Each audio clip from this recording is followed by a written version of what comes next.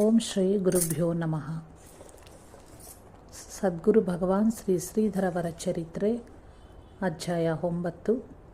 ನಮಃ ಶಾಂತಾಯ ದಿವ್ಯಾಯ ಸತ್ಯಧರ್ಮ ಸ್ವರೂಪಿಣೆ ಸ್ವಾನಂದಾಮೃತ ತೃಪ್ತಾಯ ಶ್ರೀಧರಾಯ ನಮೋ ನಮಃ. ಸಜ್ಜನಗಡದಿಂದ ದಕ್ಷಿಣದ ಕಡೆ ಪ್ರಯಾಣ. ಸಜ್ಜನಗಡದಲ್ಲಿ ಅಂದು ದಾಸನವಮಿ ಉತ್ಸವದ ಮಂಗಳದ ದಿನ. ಶರೀರದ ಅಶಕ್ತೆಯೇ ಇದ್ದರೂ ಶ್ರೀಧರರು ಉತ್ಸಾಹದಿಂದ ಈ ಉತ್ಸವದಲ್ಲಿ ಭಾಗವಹಿಸಿದ್ದರು. ರಾತ್ರಿ ಸಮರ್ಥರ ಸಮಾಧಿಯ ಬಳಿಯಲ್ಲಿಯೇ ಧ್ಯಾನಕ್ಕೆ ಕುಳಿತರು. ಯಾರೂ ಇರಲಿಲ್ಲ. ಏಕಾಂತ ಹಿತಕರವಾಗಿತ್ತು. ಶ್ರೀಧರರ ತಪಸ್ಸು ಫಲಿಸಿತ್ತು. ಯಾರ ಪುಣ್ಯಾನುಗ್ರಹಕ್ಕಾಗಿ ಕಾತರಿಸಿ ಕನವರಿಸುತ್ತಿದ್ದರೋ ಆ ಸದ್ಗುರು ಸಮರ್ಥರು ಎರಡನೆಯ ಬಾರಿಗೆ ದಿವ್ಯ ದರ್ಶನವನ್ನಿತ್ತು ಅನುಗ್ರಹಿಸಿ ದಕ್ಷಿಣಕ್ಕೆ ಹೋಗು ಎಂದು ಶ್ರೀಧರರಿಗೆ ಅಪ್ಪಣೆ ಇತ್ತರು. ಶ್ರೀ ಸಮರ್ಥ ಗುರುವಿನ ಅಪ್ಪಣೆಯಂತೆ ಶಾಲಿವಾಹನ ಶಕೆ 1851 ಶುಕ್ಲನಾಮ ಸಂವತ್ಸರ ಮಾಘ ಬಹುಳ ನವಮಿ ಇಸವಿ 1930 ಮಧ್ಯರಾತ್ರಿ ಆ ಕೂಡಲೇ ಶ್ರೀಧರರು ಗಡದಿಂದ ಪ್ರಯಾಣ ಬೆಳೆಸಲು ನಿಶ್ಚಯಿಸಿದ್ದರು. ಗಡದ ಪ್ರಸಾದವೆಂದು ಒಂದು ಕೃಷ್ಣಾಜಿನದ ಸುರುಳಿಯನ್ನು ತೆಗೆದುಕೊಂಡು ಕೃಷ್ಣಬುವ ಎಂಬುವವರಿಗೆ ಮಾತ್ರ ತಾನು ಹೀಗೆ ಹೋಗುತ್ತಿದ್ದೆ ಎಂದು ತಿಳಿಸಿದರು. ಕೃಷ್ಣಬುವ ಅವರು ಗದ್ಗದರಾಗಿ ತಮ್ಮಲ್ಲಿದ್ದ ದಾಸಬೋಧ ಮತ್ತು ಗೀತಾಭಾಷ್ಯವನ್ನು ಬಟ್ಟೆಯಲ್ಲೇ ಕಟ್ಟಿಕೊಟ್ಟರು. ಶ್ರೀಧರರು ಅವುಗಳನ್ನು ಮಹಾಪ್ರಸಾದವೆಂದು ಸ್ವೀಕರಿಸಿದರು. ಸಜ್ಜನಗಡದ ಮಹಾದ್ವಾರವು ಪೂರ್ವ ದಿಕ್ಕಿನಲ್ಲಿ ಇದೆ. ಶ್ರೀ ಸಮರ್ಥರು ದಕ್ಷಿಣ ದಿಕ್ಕಿಗೆ ಹೋಗು ಎಂದು ಆಜ್ಞೆ ಮಾಡಿದ್ದರಿಂದ ಶ್ರೀಧರರು ಧಾವಾ ಮಾರುತಿಯ ಬದಿಗೆ ದಕ್ಷಿಣ ದಿಕ್ಕಿನಲ್ಲಿ ಹಳ್ಳಿಗಳಿಗೆ ಹೋಗುವ ಸಣ್ಣ ಕಾಲು ದಾರಿಯಲ್ಲಿ ಕೆಳಕ್ಕೆ ಇಳಿದರು. ರಸ್ತೆಯ ಎರಡೂ ಬದಿಯಲ್ಲಿ ಚತುರಂಗದ ಗಿಡಗಳಿದ್ದವು. ಅವುಗಳಿಗೆ ಸಣ್ಣ ಮುಳ್ಳುಗಳಿರುತ್ತವೆ. ಕತ್ತಲಲ್ಲಿಯೂ ಬಹಳವಾಗಿದ್ದರಿಂದ ದಾರಿ ಕಾಣಿಸ್ತಾ ಇರಲಿಲ್ಲ. ಶ್ರೀಧರರು ಸುಮಾರು ದೂರ ಹೋಗಿ ಅಲ್ಲೇ ಗುಡ್ಡದ ಮೇಲೆ ಮಲಗಿ ಮರುದಿನ ಬೆಳಿಗ್ಗೆ ದಕ್ಷಿಣ ದಿಕ್ಕಿನಲ್ಲಿ ಇರುವ ರಾಯಘರ್ ಎಂಬ ಊರಿನ ಹಳ್ಳದಲ್ಲಿ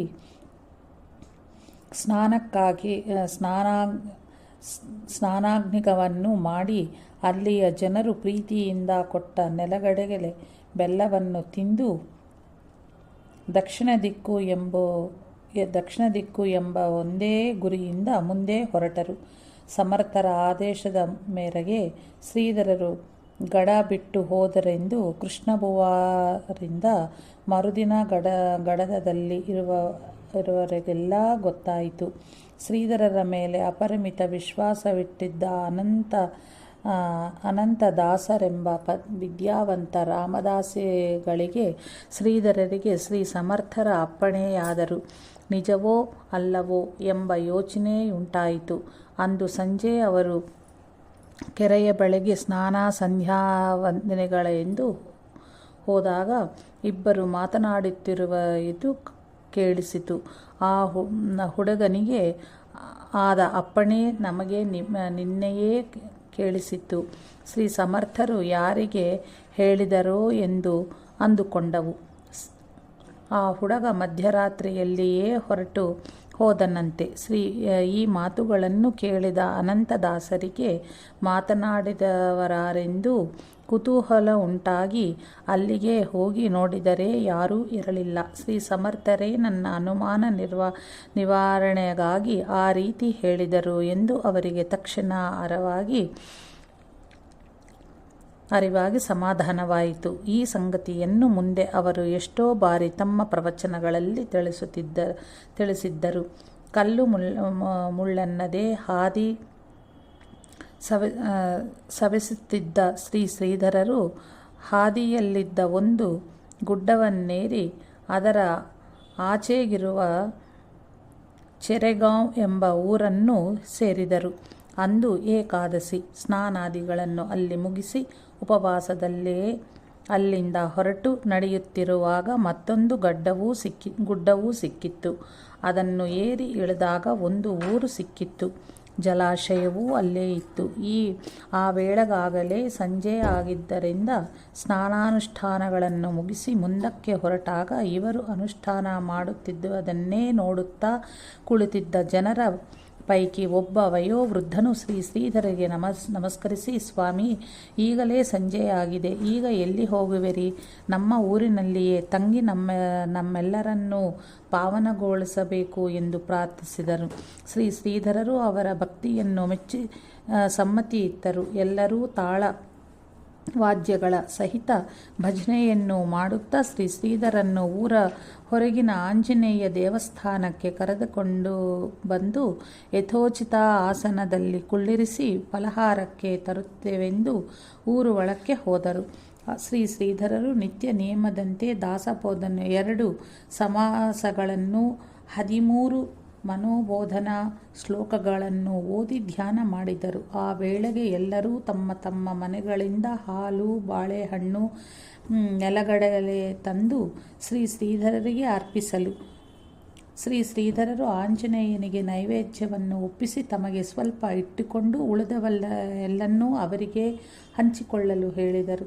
ಅನಂತರ ಇಲ್ಲೇ ಪಟೇಲರ್ ಮನೆಗೆ ಕರೆದುಕೊಂಡು ಹೋಗಿ ತಮ್ಮಿಂದ 4 ಅಮೃತ ವಚನಗಳನ್ನು ಕೇಳಬೇಕು ಎಂಬ ಇಚ್ಛೆ ಇದೆ ಎಂದು ಪ್ರಾರ್ಥಿಸಿದ. ಅವರ ಮನವಿಯನ್ನು ಶ್ರೀಧರರು ಸಂತೋಷದಿಂದಲೇ ಅಂಗೀಕರಿಸಿದರು. ಎಲ್ಲರೂ ಸಂತೋಷದಿಂದ ಶ್ರೀಧರನ್ನು ಪಟೇಲರ ಮನೆಗೆ ಕರೆದುಕೊಂಡು ಬಂದಾಗ ಪಟೇಲರು ಶ್ರೀಧರರಿಗೆ ನಮಸ್ಕರಿಸಿ ಸಿದ್ಧಪಡಿಸಿದ್ದ ಆಸನದಲ್ಲಿ ಕುಳಿತುಕೊಳ್ಳುವುದಂತೆ ಪ್ರಾರ್ಥಿಸಲು ಶ್ರೀಧರರು ಆಸೀನರಾದರು.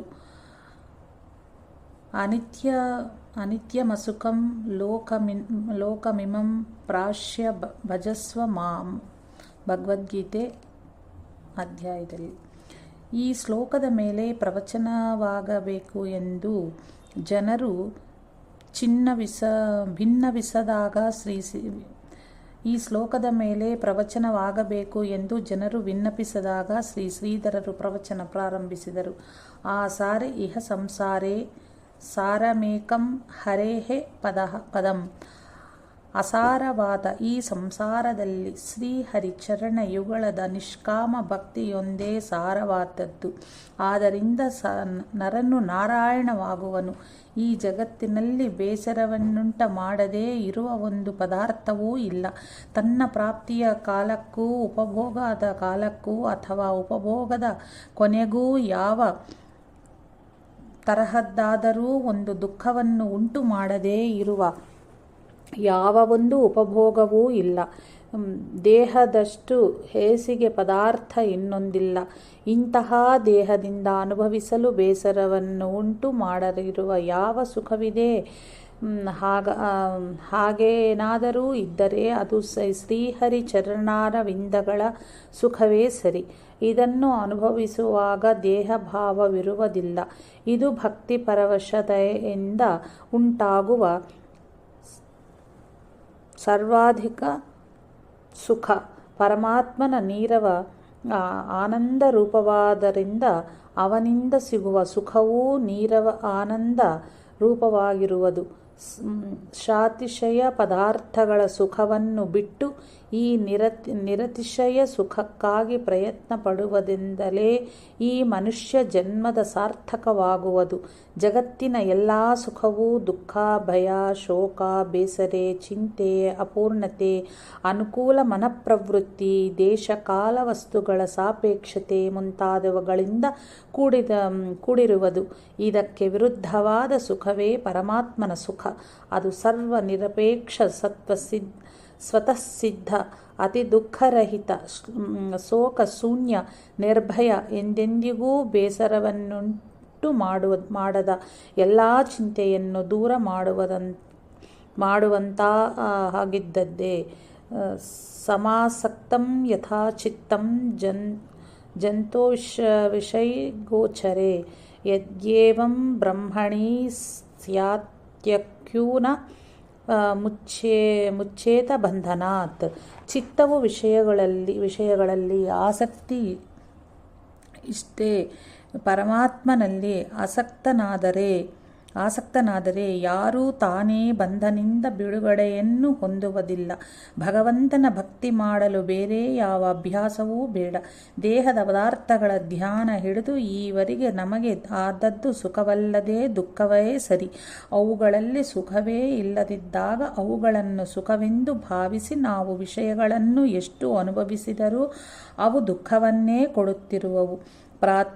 ಪಾತ್ರೆಯಲ್ಲಿ ಇರುವ ಅನ್ನದಲ್ಲಿ ಒಂದು ಅಗುಳನ್ನು ಮುಟ್ಟಿ ಇಡೀ ಪಾತ್ರೆಯ ಅನ್ನವನ್ನು ಪರೀಕ್ಷೆ ಮಾಡುವಂತೆ ಅನ್ಯ ಪದಾರ್ಥಗಳಿಂದಲೂ ಅನ್ಯ ದೇಹೇಂದ್ರಿಯಗಳಿಂದಲೂ ತನ್ನ ದೇಹೇಂದ್ರಿಯಗಳಿಗೆ ಆಗುವ ಸುಖವೇ ವಿಷಯ ಸುಖವೆಂಬುದಾಗಿ ವಿಷಯ ಸುಖದ ಒಂದು ಸರ್ವಸಾಮಾನ್ಯ ಲಕ್ಷಣವನ್ನು ಮಾಡಿದರೆ ಈ ಲೋಕದಷ್ಟೇ ಅಲ್ಲದೆ ಸ್ವರ್ಗಾದಿ ಲೋಕಗಳ ಸುಖದ ಸ್ವರೂಪವೂ ವಿದಿತವಾಗುತ್ತದೆ.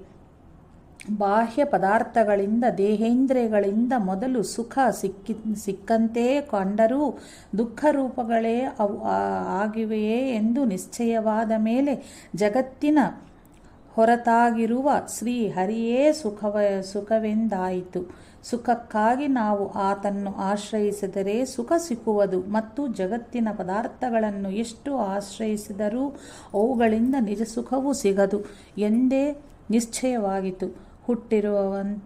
ಹುಟ್ಟಿರುವಂತಹದು ನಷ್ಟವಾಗುವುದು. ಹುಟ್ಟಿ ನಷ್ಟವಾಗುವ ಪದಾರ್ಥಗಳಲ್ಲಿ ಒಮ್ಮೆ ಸುಖವಿದೆ ಎಂದು ಗ್ರಹಿಸಿದರೂ ಆ ಸುಖವೂ ಕೂಡ ಹುಟ್ಟಿ ನಷ್ಟವಾಗುವಂತಹದಷ್ಟೇ.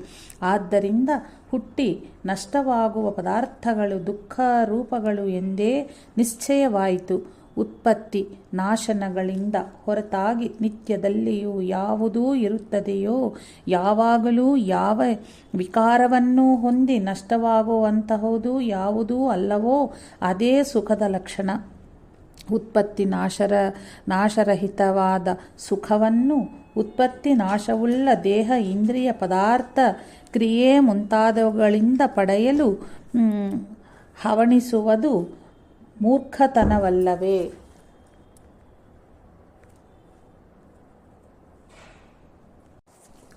ಕಾರ್ಯ ಎಂದರೆ ಆದದ್ದು ಎಂದರೆ ಯಾವ ವಸ್ತುವಿನಿಂದಾದರೂ ಜನಿಸಿದ್ದರೂ ಯಾವುದರಿಂದ ಜನಿಸುವುದೋ ಅದು ಅದರ ಕಾರಣ. ಯಾವುದು ಜನಿಸಲ್ಪಟ್ಟಿತೋ ಅದು ಕಾರ್ಯ. ಉತ್ಪನ್ನವಾಗುವಾಗಲೂ ಉತ್ಪನ್ನವಾಗಿ ಇರುವಾಗಲೂ ಉತ್ಪನ್ನವಾಗಿ ನಷ್ಟವಾಗದಲೂ ಅಧಿಕಾರ ರೂಪದಿಂದ ಕಾರಣವು ಇರಬೇಕಾದುದರಿಂದ ಕಾರಣವೋ ಉತ್ಪತ್ತಿ ಸ್ಥಿತಿ ನಾಶ ಶೂನ್ಯವಾಗಿಯೇ ಇರುತ್ತದೆ ಎಂಬುದು ಸಿದ್ಧವಾಗುವುದು. ಕಾರ್ಯದ ಉತ್ಪತ್ತಿ ಸ್ಥಿತಿ ನಾಶನಗಳಲ್ಲಿ ಇರಬೇಕಾಗಿರುವುದರಿಂದ ಕಾರಣವೂ ಅವಿನಾಶಿ ಎಂದು ಹೇಳಲ್ಪಡುವುದು. ಜಡವಾದ ಕಾರ್ಯವೂ ತನಗಿಂತ ಹೊರತಾದ ಒಂದು ಚೈತನ್ಯ ರೂಪವಾದ ಕಾರಣದಿಂದ ಉಂಟಾಗುವುದಾದರೆ ಈ ಕಾರ್ಯಕ್ಕೆ ತನ್ನ ಸ್ವತಂತ್ರ ಅಧಿಕಾರವಿಲ್ಲವೆಂದಾಗಿ ಅದು ಅಸ್ತಿತ್ವಗೊಂಡಿರುವುದು ಮತ್ತು ಲಯಿಸುವುದು ಕೂಡ ತನ್ನ ಕಾರಣರೂಪವಾದ ಒಂದು ಚೈತನ್ಯದಿಂದಲೇ ಹೊರತು ತನ್ನಿಂದಲ್ಲವೆಂದು ಸಿದ್ಧವಾಗುತ್ತದೆ. ಇಷ್ಟ ಉತ್ಪತ್ತಿ ಸ್ಥಿತಿ ನಾಶ ಇರುವ ಕಾರ್ಯವು ದುಃಖ ರೂಪವಾದ್ದರಿಂದ ಕಾರಣವು ಆನಂದ ರೂಪವೆಂದೇ ಸ್ಪಷ್ಟವಾಗುವುದು. ಪರಮಾತ್ಮನಿಂದಲೇ ಕಾರ್ಯವು ಜನಿಸುವುದರಿಂದ ಪರಮಾತ್ಮನೇ ಕಾರಣನಾದನು. ಕಾರಣವೇ ಸುಖವೆಂದಿರುವುದರಿಂದ ಪರಮಾತ್ಮನೂ ಸುಖರೂಪವೆಂದು ಸಿದ್ಧವಾಯಿತು. ಪರಮಾತ್ಮನಿಗೆ ಅಥವಾ ಪರಮಾತ್ಮ ಸ್ವರೂಪವಾದ ಸುಖಕ್ಕೆ ಉತ್ಪತ್ತಿ ಸ್ಥಿತಿ ನಾಶವಿದೆಯೇ ಎಂದು ಗ್ರಹಿಸಿದರೆ ಪರಮಾತ್ಮನೂ ಮತ್ತು ಸುಖವೂ ಕೂಡ ಕಾರ್ಯದಲ್ಲಿ ಒಳಪಟ್ಟು ಆಗ ಕಾರಣವೂ ಮತ್ತೊಂದು ಉಳಿಯುವುದು. ಅದನ್ನು ಸಹ ಕಾರ್ಯವೆಂದು ಭಾವಿಸಿದರೆ ಇನ್ನೊಂದು ಅದಕ್ಕೆ ಕಾರಣವೆಂದು ಗ್ರಹಿಸಬೇಕಾಗುವುದು. ಹೀಗೆ ನಾವು ಪ್ರಳಯದವರೆಗೆ ಗ್ರಹಿಸುತ್ತಿದ್ದರೂ ಮುಗಿಯುವಂತಲ್ಲ. ಅದು ಅನವಸ್ಥಾ ದೋಷವೆಂದು ಹೇಳಲ್ಪಟ್ಟುದಾದ್ದರಿಂದ ಕಾರಣನಾದ ಪರಮಾತ್ಮನಿಗೆ ಅಥವಾ ಆತನ ರೂಪವಾದ ಸುಖಕ್ಕೆ ಉತ್ಪತ್ತಿ ಸ್ಥಿತ ನಾಶವಿಲ್ಲವೆಂಬುದು ನಿಜವಾದ ಮಾತು. ಅದರ ಪ್ರಾಪ್ತಿಯನ್ನು ಮಾಡಿಕೊಳ್ಳಬೇಕಾದರೆ ಅದನ್ನೇ, ಆ ಪರಮಾತ್ಮನನ್ನೇ ಹೊಂದಬೇಕಲ್ಲದೆ ಕಾರ್ಯದಲ್ಲಿ ಒಳಪಡುವ, ಅಂದರೆ ಉತ್ಪತ್ತಿ ಸ್ಥಿತಿ ನಾಶಗಳಿಂದ ಕೂಡಿದ್ದ ಮತ್ತಾವ ಪ್ರಾಣಿ ಪದಾರ್ಥಗಳನ್ನು ಹೊಂದಿದರೂ ಶಾಶ್ವತ ಸುಖವು ಸಿಗದೆನ್ನುವುದು ಸ್ಪಷ್ಟವಿರುವುದರಿಂದ ಅನಿತ್ಯವಾಗಿಯೂ ದುಃಖರೂಪವಾಗಿಯೂ ಇರುವ ಲೋಕವನ್ನು ನೀನು ಸೇರಿದಾಗ ಅದನ್ನು ಸುಖವೆಂದು ಗ್ರಹಿಸದೆ, ಸುಖಕ್ಕಾಗಿ ಅದನ್ನು ಪಡೆಯದೆ, ಸುಖವು ನಾನೆಂದು ಗ್ರಹಿಸಿ ಸುಖಕ್ಕಾಗಿ ನನ್ನನ್ನು ಪಡೆ ಎಂದು ಭಗವಂತನು ಹೇಳಿರುವನು. ಪರಮಾತ್ಮನನ್ನು ಅಥವಾ ನಿಜವಾದ ಸುಖವನ್ನು ಹೊಂದುವುದು ಹೇಗೆ ಎಂಬ ಪ್ರಶ್ನೆಯ ವಿಚಾರ ಮಾಡೋಣ. ಕಾರಣ ಎಂದರೆ ಸುಖ, ಕಾರ್ಯ ಎಂದರೆ ದುಃಖ. ಹೀಗೆ ಕಾರಣ, ಕಾರ್ಯ ಅಥವಾ ಸುಖ, ದುಃಖ ಇವೆರಡೇ ಪದಾರ್ಥಗಳು ಜಗತ್ತಿನಲ್ಲಿ ಇರುವವು. ಮೂರನೆಯ ವಸ್ತು ಇಲ್ಲವೆಂದಾಯಿತು. ನಾವು ಕಾರ್ಯವಾದರೆ ದುಃಖ ರೂಪಿಗಳಾಗುವವು, ಕಾರಣವಾದರೆ ಸುಖ ರೂಪಿಗಳಾಗುವವು. ಸುಖದ ಪ್ರಾಪ್ತಿ ಮಾಡಿಕೊಳ್ಳುವುದೆಂದಾದರೆ ಸುಖವೇ ನಾವು ಆಗಬೇಕು ಎಂದು ಅರ್ಥವಾಗುವುದು. ಸುಖವೇ ನಾವಾಗುವುದೆಂದರೆ ಸುಖರೂಪನಾಗಿರುವ ಪರಮಾತ್ಮನೇ ನಮ್ಮ ಸ್ವರೂಪವೆಂದು ಅರಿತುಕೊಳ್ಳುವುದೆಂದಾಯಿತು. ಆನಂದ ರೂಪವೇ ನಮ್ಮ ರೂಪವಾಗಿದ್ದು ಬೇರೆ ಎಲ್ಲ ಕಾರ್ಯವೂ ದುಃಖ ರೂಪವೆಂದಾದರೆ ಸುಖಕ್ಕೆ ಆನಂದಕ್ಕೆ ದುಃಖದ ಇಚ್ಛೆ ಇರದಿರುವುದರಿಂದ ಆನಂದ ರೂಪಿಯಾದ ನಮಗೆ ದುಃಖದ ಎಂದರೆ ಕಾರ್ಯದಲ್ಲಿ ಒಳಪಡುವ ಯಾವ ಪ್ರಾಣಿ ಪದಾರ್ಥಗಳ ಇಚ್ಛೆಯೇ ಸಂಭವಿಸುವುದಿಲ್ಲವೆಂದಾಗುವುದು. ಆನಂದದಲ್ಲಿ ದುಃಖವಿರುವುದಿಲ್ಲವಾದ್ದರಿಂದ ಆನಂದ ರೂಪವಾದ ನಮ್ಮಲ್ಲಿ ದುಃಖ ರೂಪವಾದ ಕಾರ್ಯವೂ ಇಲ್ಲವೆಂದೇ ಅರ್ಥವಾಗುವುದು. ಕಾರ್ಯರಹಿತವಾದ ಕಾರಣವೇ ನಾವೆಂದಾದರೆ ಇನ್ನೊಂದಿಲ್ಲದೆ ದುಃಖವಿಲ್ಲದೆ ನಾವೆಲ್ಲರೂ ಒಂದೇ ಒಂದು ಆನಂದ ರೂಪವಾದ ಬ್ರಹ್ಮತತ್ವವಾಗಿದ್ದೇವೆ ಎಂದು ಸ್ಪಷ್ಟವಾಗುವುದು. ಇನ್ನೊಂದಿಲ್ಲವೆಂದಾದ ಮೇಲೆ ಬೇರೆ ಯಾವ ಆಲೋಚನೆಯೂ ಇಚ್ಛೆಯೂ ಭೋಕ್ತೃ ಭಾವವೂ ನಮಗೆ ಇಲ್ಲವೆಂದು ಅರ್ಥ. ಕಾರ್ಯವು ಜಡರೂಪವಾಗಿರುವುದರಿಂದಲೂ ಕಾರಣವು ಕೇವಲ ಜ್ಞಾನರೂಪವಾಗಿರುವುದರಿಂದಲೂ ನಮಗೆ ಇನ್ನೊಂದು ಯಾವ ಭಾವನೆ ಇರದಿರುವುದರಿಂದಲೂ ನಮ್ಮ ಆನಂದ ರೂಪವು ಅನ್ಯ ನಿರಪೇಕ್ಷವಾಗಿರುವುದರಿಂದಲೂ ಅದು ಆನಂದ ಸ್ವರೂಪದ ನಿಷ್ಠೆಯೇ, ಆ ನಿರ್ವಿಕಲ್ಪ ಆನಂದ ರೂಪತೆಯೇ ನಿಜವಾದ ಆನಂದದ ಅಥವಾ ಬ್ರಹ್ಮರೂಪ ಪರಮಾತ್ಮನ ನಿತ್ಯ ಪ್ರಾಪ್ತಿ ಎನ್ನಿಸುವುದಲ್ಲವೇ. ಓಂ ತತ್ಸತ್. ಹೀಗೆ ಶ್ರೀಧರರು ಗೀತಾರ್ಚನೆಯ ಉಕ್ತಿಯೊಂದರ ವಿವರಣೆಯನ್ನು ಸುಮಧುರ ಧ್ವನಿಯಿಂದ ಜನರಿಗೆ ಸುಲಲಿತವಾಗಿ ತಿಳಿಸಿದ ನಂತರ ಆರತಿ ಪ್ರಸಾದ ವಿನಿಯೋಗವಾಯಿತು. ನಂತರ ಜಿಜ್ಞಾಸು ಒಬ್ಬನು ಶ್ರೀಧರ ಅಪ್ಪಣೆ ಪಡೆದು ತನ್ನ ಸಂದೇಹವನ್ನು ಭಿನ್ನವಿಸಿದನು. ಕರ್ಮತ್ರಯವೆಂದರೆ ಏನು? ಜ್ಞಾನಿಗಳಿಗೂ ಮತ್ತು ಅಜ್ಞಾನಿಗಳಿಗೂ ಇರುವ ವ್ಯತ್ಯಾಸವೇನು?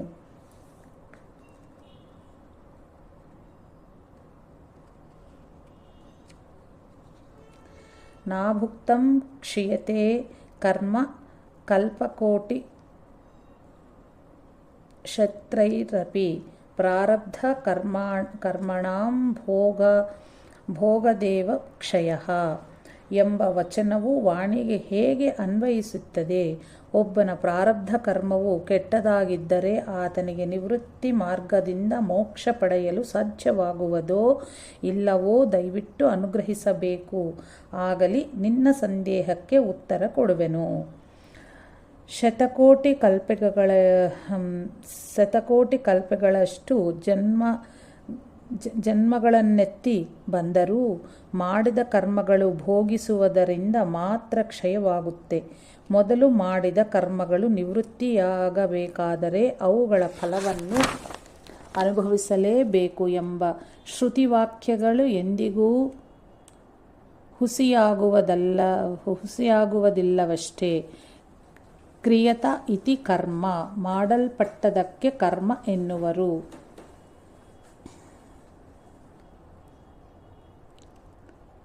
ಯಾವುದೇ ಫಲದ ಆಶೆ ಇದ್ದಿದ್ದರೆ ಯಾವ ಕರ್ಮವೂ ಕೂಡ ಆ ಜೀವಿಯಿಂದ ಆಚರಿಸಲ್ಪಡುವುದಿಲ್ಲ.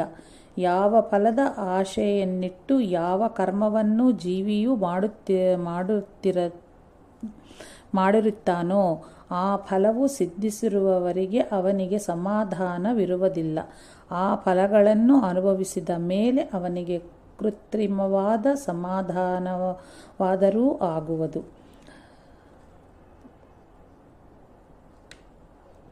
ಕರ್ತೃಸಿತ್ ಕರ್ಮ, ಕರ್ತೃವಿನ್ ಪ್ರಬಲವಾದ ಇಚ್ಛೆಯೇ ಕರ್ಮವೆಂದೆನಿಸುವುದು. ಆಯಾ ಫಲವನ್ನು ಅನುಭವಿಸುವ ಉತ್ಕಟವಾದಿ ಇಚ್ಛೆಯೇ ಅವನಿಗೆ ಆಯಾ ಕರ್ಮವನ್ನು ಎಂದಾಗಿದರೂ ಆಗಲಿ ತನ್ನ ಫಲವನ್ನು ಕೂಡದ ಹೊರತು ಅಳಿದು ಹೋಗುವುದಿಲ್ಲ. ಆದ್ದರಿಂದ ಆಯಾ ಫಲಗಳನ್ನು ಅನುಭವಿಸುವ ಸಮಯ ಬರುವವರೆಗೆ ಆಯಾ ಕರ್ಮಗಳು ಹಾಗೆಯೇ ಇರುತ್ತವೆ. ದೃಷ್ಟಾಂತಕ್ಕೆ ಹೇಳುವುದಾದರೆ 100 ಅಶ್ವಮೇಧ ಯಾಗಗಳನ್ನು ಮಾಡಿದಾತನು ಇಂದ್ರನಾಗುವನೆಂಬ ಒಂದು ನಿಯಮವಿದೆ. ಆದ್ದರಿಂದಲೇ ಇಂದ್ರನಿಗೆ ಶತಕ್ರತು, ಶತಮನ್ಯು ಎಂಬ ಹೆಸರುಗಳೂ ಬಂದಿವೆ. ಇಂತಹ ಇಂದ್ರಪಟ್ಟವನ್ನು ಪಡೆಯುವುದಕ್ಕಾಗಿ ಬಲಿಯು ಯಜ್ಞಗಳನ್ನು ಮಾಡಿದನು. ಅವನಂತೆಯೇ ಎಷ್ಟೋ ರಾಜರು ಯಜ್ಞಗಳನ್ನು ಮಾಡಿರುವಾಗ ಬಲಿಯ ತನ್ನ ಸಮಯ ಬರುವವರೆಗೂ ಪಾತಾಳದಲ್ಲೇ ಇರಬೇಕಲ್ಲವೇ? ಬ್ರಹ್ಮನ ಒಂದು ಹಗಲಿಗೆ 14 ಇಂದ್ರರು ಪಟ್ಟಕ್ಕೆ ಬಂದು ಹೋಗುತ್ತಾರೆ ಎಂಬ ಪ್ರಮಾಣವಿದೆ. ಆದ್ದರಿಂದ ಅಂತೂ ಒಂದು ಕಲ್ಪದಲ್ಲಿ ಸಿಗದಿದ್ದರೂ ಶತಕೋಟಿ ಕಲ್ಪಗಳ ಅಂತ್ಯದಲ್ಲಿಯಾದರೂ ಇಂದ್ರಪಟ್ಟ ಸಿಗುವವರೆಗೂ ಬಲಿಯು ಕಾದಿರಲೇಬೇಕು. ಸಂಚಿತ, ಪ್ರಾರಬ್ಧ, ಆಗಾಮಿ ಇವೇ ಕರ್ಮತ್ರಯಗಳು. ಅನೇಕ ಜನ್ಮಗಳಿಂದ ಕೂಡಿ ಹಾಕಿದ ಕರ್ಮಗಳಿಗೆ ಸಂಚಿತವೆಂದು ಹೆಸರು. ಒಂದು ಜನ್ಮದಲ್ಲಿ 100 ಜನ್ಮಗಳಿಗೆ ಕಾರಣವಾಗುವ ಕರ್ಮಗಳನ್ನು ಜೀವನು ಮಾಡುತ್ತಾನೆ. ಹೀಗೆ ಒಂದೊಂದು ಜನ್ಮದಲ್ಲೂ 100 ಜನ್ಮಗಳಿಗೆ ಕಾರಣವಾಗುವಷ್ಟು ಕರ್ಮಗಳನ್ನು ಮಾಡಿದರೆ ಜೀವನು ಎಷ್ಟು ಜನ್ಮಗಳಲ್ಲಿ ಬರಬೇಕೋ ಆ ಶಿವನೇ ಬಲ್ಲ. ಪ್ರಾರಬ್ಧವೆಂದರೆ ಸಂಚಿತದಿಂದ ತೆಗೆಯಲ್ಪಟ್ಟ ಈ ಜನ್ಮದಲ್ಲಿ ಅನುಭವಿಸುವ ಕರ್ಮ. ಆಗಾಮಿ ಎಂದರೆ ಮುಂದಿನ ಜನ್ಮಗಳಿಗೆ ಕಾರಣವಾಗುವಂತಹ ಈ ಜನ್ಮದಲ್ಲಿ ಮಾಡಲ್ಪಟ್ಟ ಕರ್ಮಗಳು. ಫಲಾಸಕ್ತಿ ಇರುವವರಿಗೆ ಅನೇಕ ಜನ್ಮಗಳಲ್ಲಿ ಮಾಡಿದ ಅನೇಕ ಕರ್ಮಗಳ ಫಲವನ್ನು ಅನುಭವಿಸಲು ಎಷ್ಟೋ ಜನ್ಮಗಳನ್ನು ತಾಳುವ ಜೀವನ ಅವಸ್ಥೆ ಸುಳಿಯಲ್ಲಿ ಸಿಕ್ಕಿದ ಹುಳುವಿನಂತೆ ಇರುವುದು. ಪುನರಪಿ ಜನನಂ ಪುನರಪಿ ಮರಣಂ ಪುನರಪಿ ಜನನೀ ಜಠರೇ ಶಯನಂ ಇಹ ಸಂಸಾರೇ ಬಲು ದುಸ್ತರೆ ಕೃಪಯಾ ಪಾರೇ ಪಾಹಿ ಮುರಾರೇ. ಈ ಅವಸ್ಥೆಯನ್ನು ಕಂಡು ಸದ್ಗುರುವು ಕರುಣೆ ತೋರಿ ಜನ್ಮ ಮರಣಗಳ ಸುಳಿಯಿಂದ ಜೀವನವನ್ನು ಮೇಲಕ್ಕೆತ್ತಿ ಮೋಕ್ಷದ ದಡಕ್ಕೆ ಹಾಕುವನು. ನಾಭುಕ್ತಂ ಕ್ಷೀಯತೆ ಕರ್ಮ ಕಲ್ಪಕೋಟಿ ಶತ್ರಪಿ.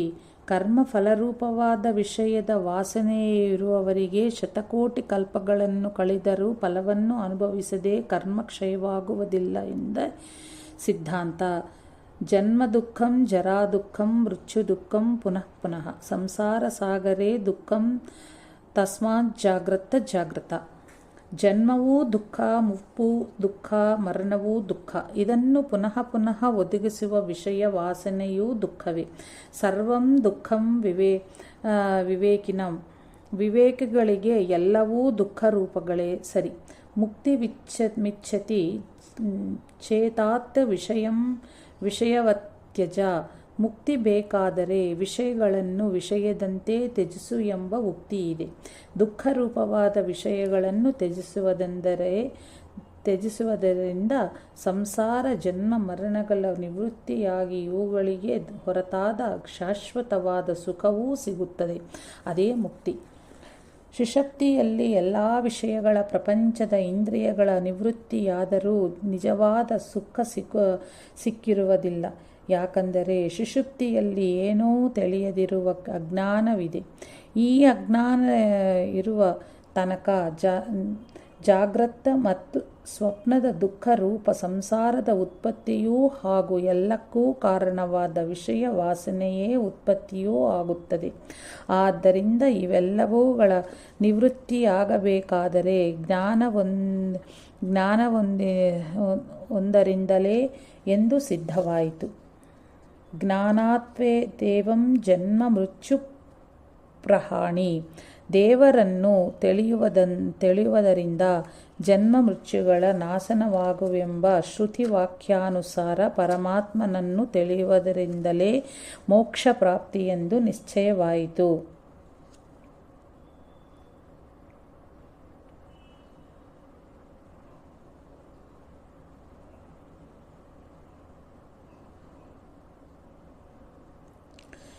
ಏಕೋ ದೇವಃ ಸರ್ವಭೂತೇಷು ಗೂಢಃ ಸರ್ವವ್ಯಾಪಿ ಸರ್ವಭೂತಾಂತರಾತ್ಮ ಕರ್ಮಾಧ್ಯಕ್ಷ ಸರ್ವಭೂತಾದಿವಾಸ ಸಾಕ್ಷಿ ಚೇತ ಕೇವಲೋ ನಿರ್ಗುಣಶ್ಚ. ಶ್ಲೋಕ. ಒಬ್ಬನೇ ಪರಮಾತ್ಮನು ಎಲ್ಲ ಭೂತಗಳ ನಿಜವಾದ ಸ್ವರೂಪವಾಗಿ ಎಲ್ಲರ ದೇಹಗಳಲ್ಲಿ ಗೂಢವಾಗಿ ವ್ಯಾಪಿಸಿರುವನು. ಆತನು ಸರ್ವವ್ಯಾಪಿ ಸರ್ವಭೂತಾಂತರಾತ್ಮವಾಗಿರುವನು. ಆತನು ಎಲ್ಲ ಆಗುಹೋಗಗಳಿಗೆ ಸಾಕ್ಷಿಯಾಗಿ ಅದನ್ನು ಬೆಳಗಿಸುವ ಜ್ಞಾನರೂಪವಾಗಿ ಇರುವನು. ಆತನು ಇನ್ನೊಂದು ಇಲ್ಲದೆ ಕೇವಲ ತಾನೇ ತಾನಾಗಿರತಕ್ಕನು. ಆತನಿಗೆ ನಾಮ ರೂಪ ಜಾತಿ ಗುಣ ಕರ್ಮ ಕರ್ತೃತ್ವ ಭೋಕ್ತೃತ್ವ ಬಂಧ ಮೋಕ್ಷ ಮುಂತಾದವು ಇಲ್ಲವೆಂದೇ ತಿಳಿಯಬೇಕು. ಆ ಪರಮಾತ್ಮನನ್ನು ತನಗಿಂತ ಬೇರೆ ಎಂದು ತಿಳಿಯಬೇಕೋ ತನ್ನ ಸ್ವರೂಪವೆಂದು ತಿಳಿಯಬೇಕೋ.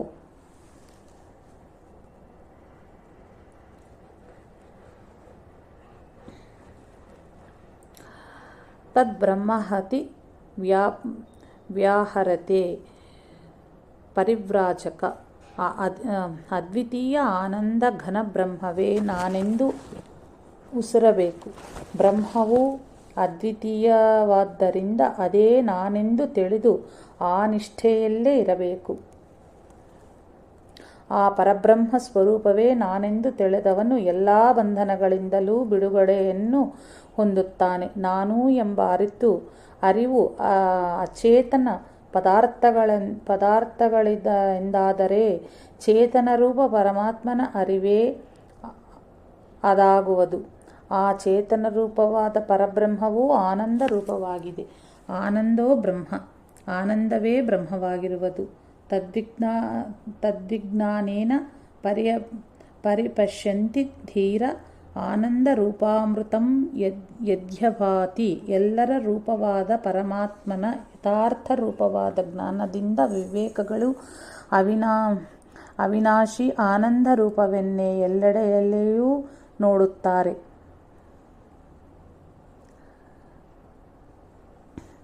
ಜೀವನಾಗಿಯೂ ಈಶನಾಗಿಯೂ ಇರುವ ಅದ್ವಿತೀಯ ಆನಂದ ಮಾತ್ರವಾಗಿರುವ ಬ್ರಹ್ಮವನ್ನು ಯಾವಾತನು ಎಲ್ಲೆಡೆಯಲ್ಲಿ ಕಾಣುವೆನೋ ಆತನ ದೇಹಾತ್ಮ ಬುದ್ಧಿಯೂ ಹೃದಯ ಗ್ರಂಥಿಯೂ ಬಿಚ್ಚಿ ಹೋಗುವುದು. ಎಲ್ಲ ಸಂಶಯಗಳು ನಷ್ಟವಾಗುವವು. ಎಲ್ಲ ಕರ್ಮಗಳು ನಷ್ಟವಾಗುವುದೆಂದು ಮುಂಡೋಕೋಪನಿಷತ್ತಿನಲ್ಲಿ ಹೇಳಲಾಗಿದೆ. ಜ್ಞಾನಿಗಳ ಪ್ರಾರಬ್ಧದ ಬಗ್ಗೆ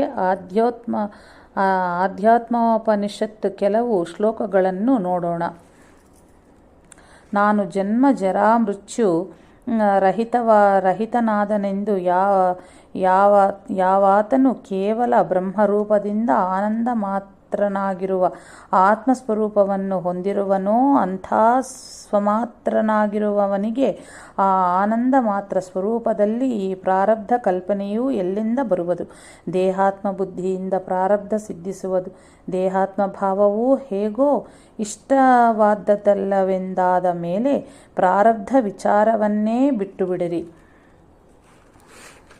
ಜ್ಞಾನಿಯೂ ಪ್ರಾರಬ್ಧ ಕಲ್ಪನೆಯನ್ನು ಮಾಡುವುದು ದೇಹಾತ್ಮ ಭಾವನೆಯು ಭ್ರಾಂತಿಯಿಂದಲೇ ಅಲ್ಲವೇ?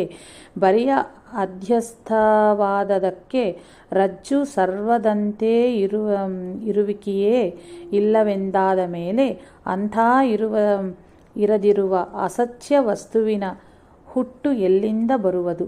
ಹುಟ್ಟಿರುವುದಕ್ಕೆ ನಾಶನವಿರುವುದು. ಆದರೆ ಹುಟ್ಟಿರುವುದಕ್ಕೆ ನಾಶ ಎಲ್ಲಿಂದ? ಬಂಜೆಯ ಮಗನಂತಿರುವ ಅಂಥ ಸುಳ್ಳು ದೇಹಾದಿಗಳಿಂದ ಪ್ರಾರಬ್ಧ ಎಲ್ಲಿಂದ ಬರುವುದು? ಹಾಗಾದರೆ ಜ್ಞಾನಿಗಳ ಸಂಚಿತ ಮತ್ತು ಆಗಾಮಿ ಕರ್ಮಗಳು ಜ್ಞಾನದಿಂದ ನಷ್ಟವಾಗಿ ಪ್ರಾರಬ್ಧವು ಅನುಭವಿಸುವಿಕೆಯಿಂದ ನಷ್ಟವಾಗುವುದೆಂದು ವೇದ ಉಪನಿಷತ್ತುಗಳಲ್ಲಿ ಕಂಡುಬರುತ್ತದೆಯಲ್ಲವೇ ಎಂದು ಪ್ರಶ್ನಿಸಿದರೆ ಅದಕ್ಕೆ ಮುಂದಿನ ಶ್ಲೋಕದಲ್ಲಿ ಉತ್ತರ ಕೊಟ್ಟಿದೆ. ಜ್ಞಾನದಿಂದ ಅಜ್ಞಾನ ಕಾರ್ಯವು ಸಮೂಲ ಲಯವಾಗಿ ಹೋದ ಮೇಲೆ ಅವನ ಅಜ್ಞಾನ ಕಾರ್ಯರೂಪವಾದ ದೇಹ ಹೇಗೆ ತಾನೇ ಉಳಿಯುತ್ತದೆ ಎಂದು ಶಂಕಿಸುವ ಅಜ್ಞಾನಿಗಳ ಸಮಾಧಾನಕ್ಕಾಗಿ ಬಾಹ್ಯ ದೃಷ್ಟಿಯಿಂದ ಜ್ಞಾನಿಗಳ ಪ್ರಾರಬ್ಧವಿರುವವರಿಗೆ ಅವರ ದೇಹವೂ ಇರುತ್ತದೆ. ಪ್ರಾರಬ್ಧ ನಶಿಸಿ ಹೋದ ಮೇಲೆ ಅವರ ದೇಹ ಬಿದ್ದು ಹೋಗಿ ಒಡೆದೆ ಘಟಾಕಾಶವು ಮಹದಾಕಾಶದಲ್ಲಿ ತಾನಾಗಿ ಒಂದಾಗುವಂತೆ ಜ್ಞಾನಿಗಳು ವಿದೇಹ ಮುಕ್ತಿಯನ್ನು ಪಡೆಯುತ್ತಾರೆ ಎಂದು ಹೇಳುವುದಲ್ಲದೆ ಜ್ಞಾನಿಗಳಿಗೆ ದೇಹಾದಿ ಸತ್ಯತ್ವವನ್ನು ಬೋಧಿಸುವುದಕ್ಕಾಗಿ ಅಲ್ಲ. ಪೂರ್ವ ಜನ್ಮದಲ್ಲಿ ಮಾಡಿದ ಹಾಗೂ ಈ ದೇಹಕ್ಕೆ ಕಾರಣವಾಗುವ ಕರ್ಮಕ್ಕೆ ಪ್ರಾರಬ್ಧವೆಂದು ಹೇಳುವುದಾದರೆ ಯಾವತ್ತೂ ದೇಹರಹಿತವಾಗಿರುವ ಆತ್ಮನಿಷ್ಠೆಗೆ ಈ ದೇಹವೂ ಇಲ್ಲ, ಹಿಂದಿನ ದೇಹವೂ ಇರಲಿಲ್ಲ ಎಂದಾದ ಮೇಲೆ ಆತನಿಗೆ ಪ್ರಾರಬ್ಧ ಎಲ್ಲಿಂದ ಬರುವುದು? ಅದರಿಂದ ಜ್ಞಾನಿಗಳಿಗೆ ಪ್ರಾರಬ್ಧ ಇಲ್ಲವೇ ಇಲ್ಲವೆನ್ನುವುದೇ ಸಿದ್ಧಾಂತ.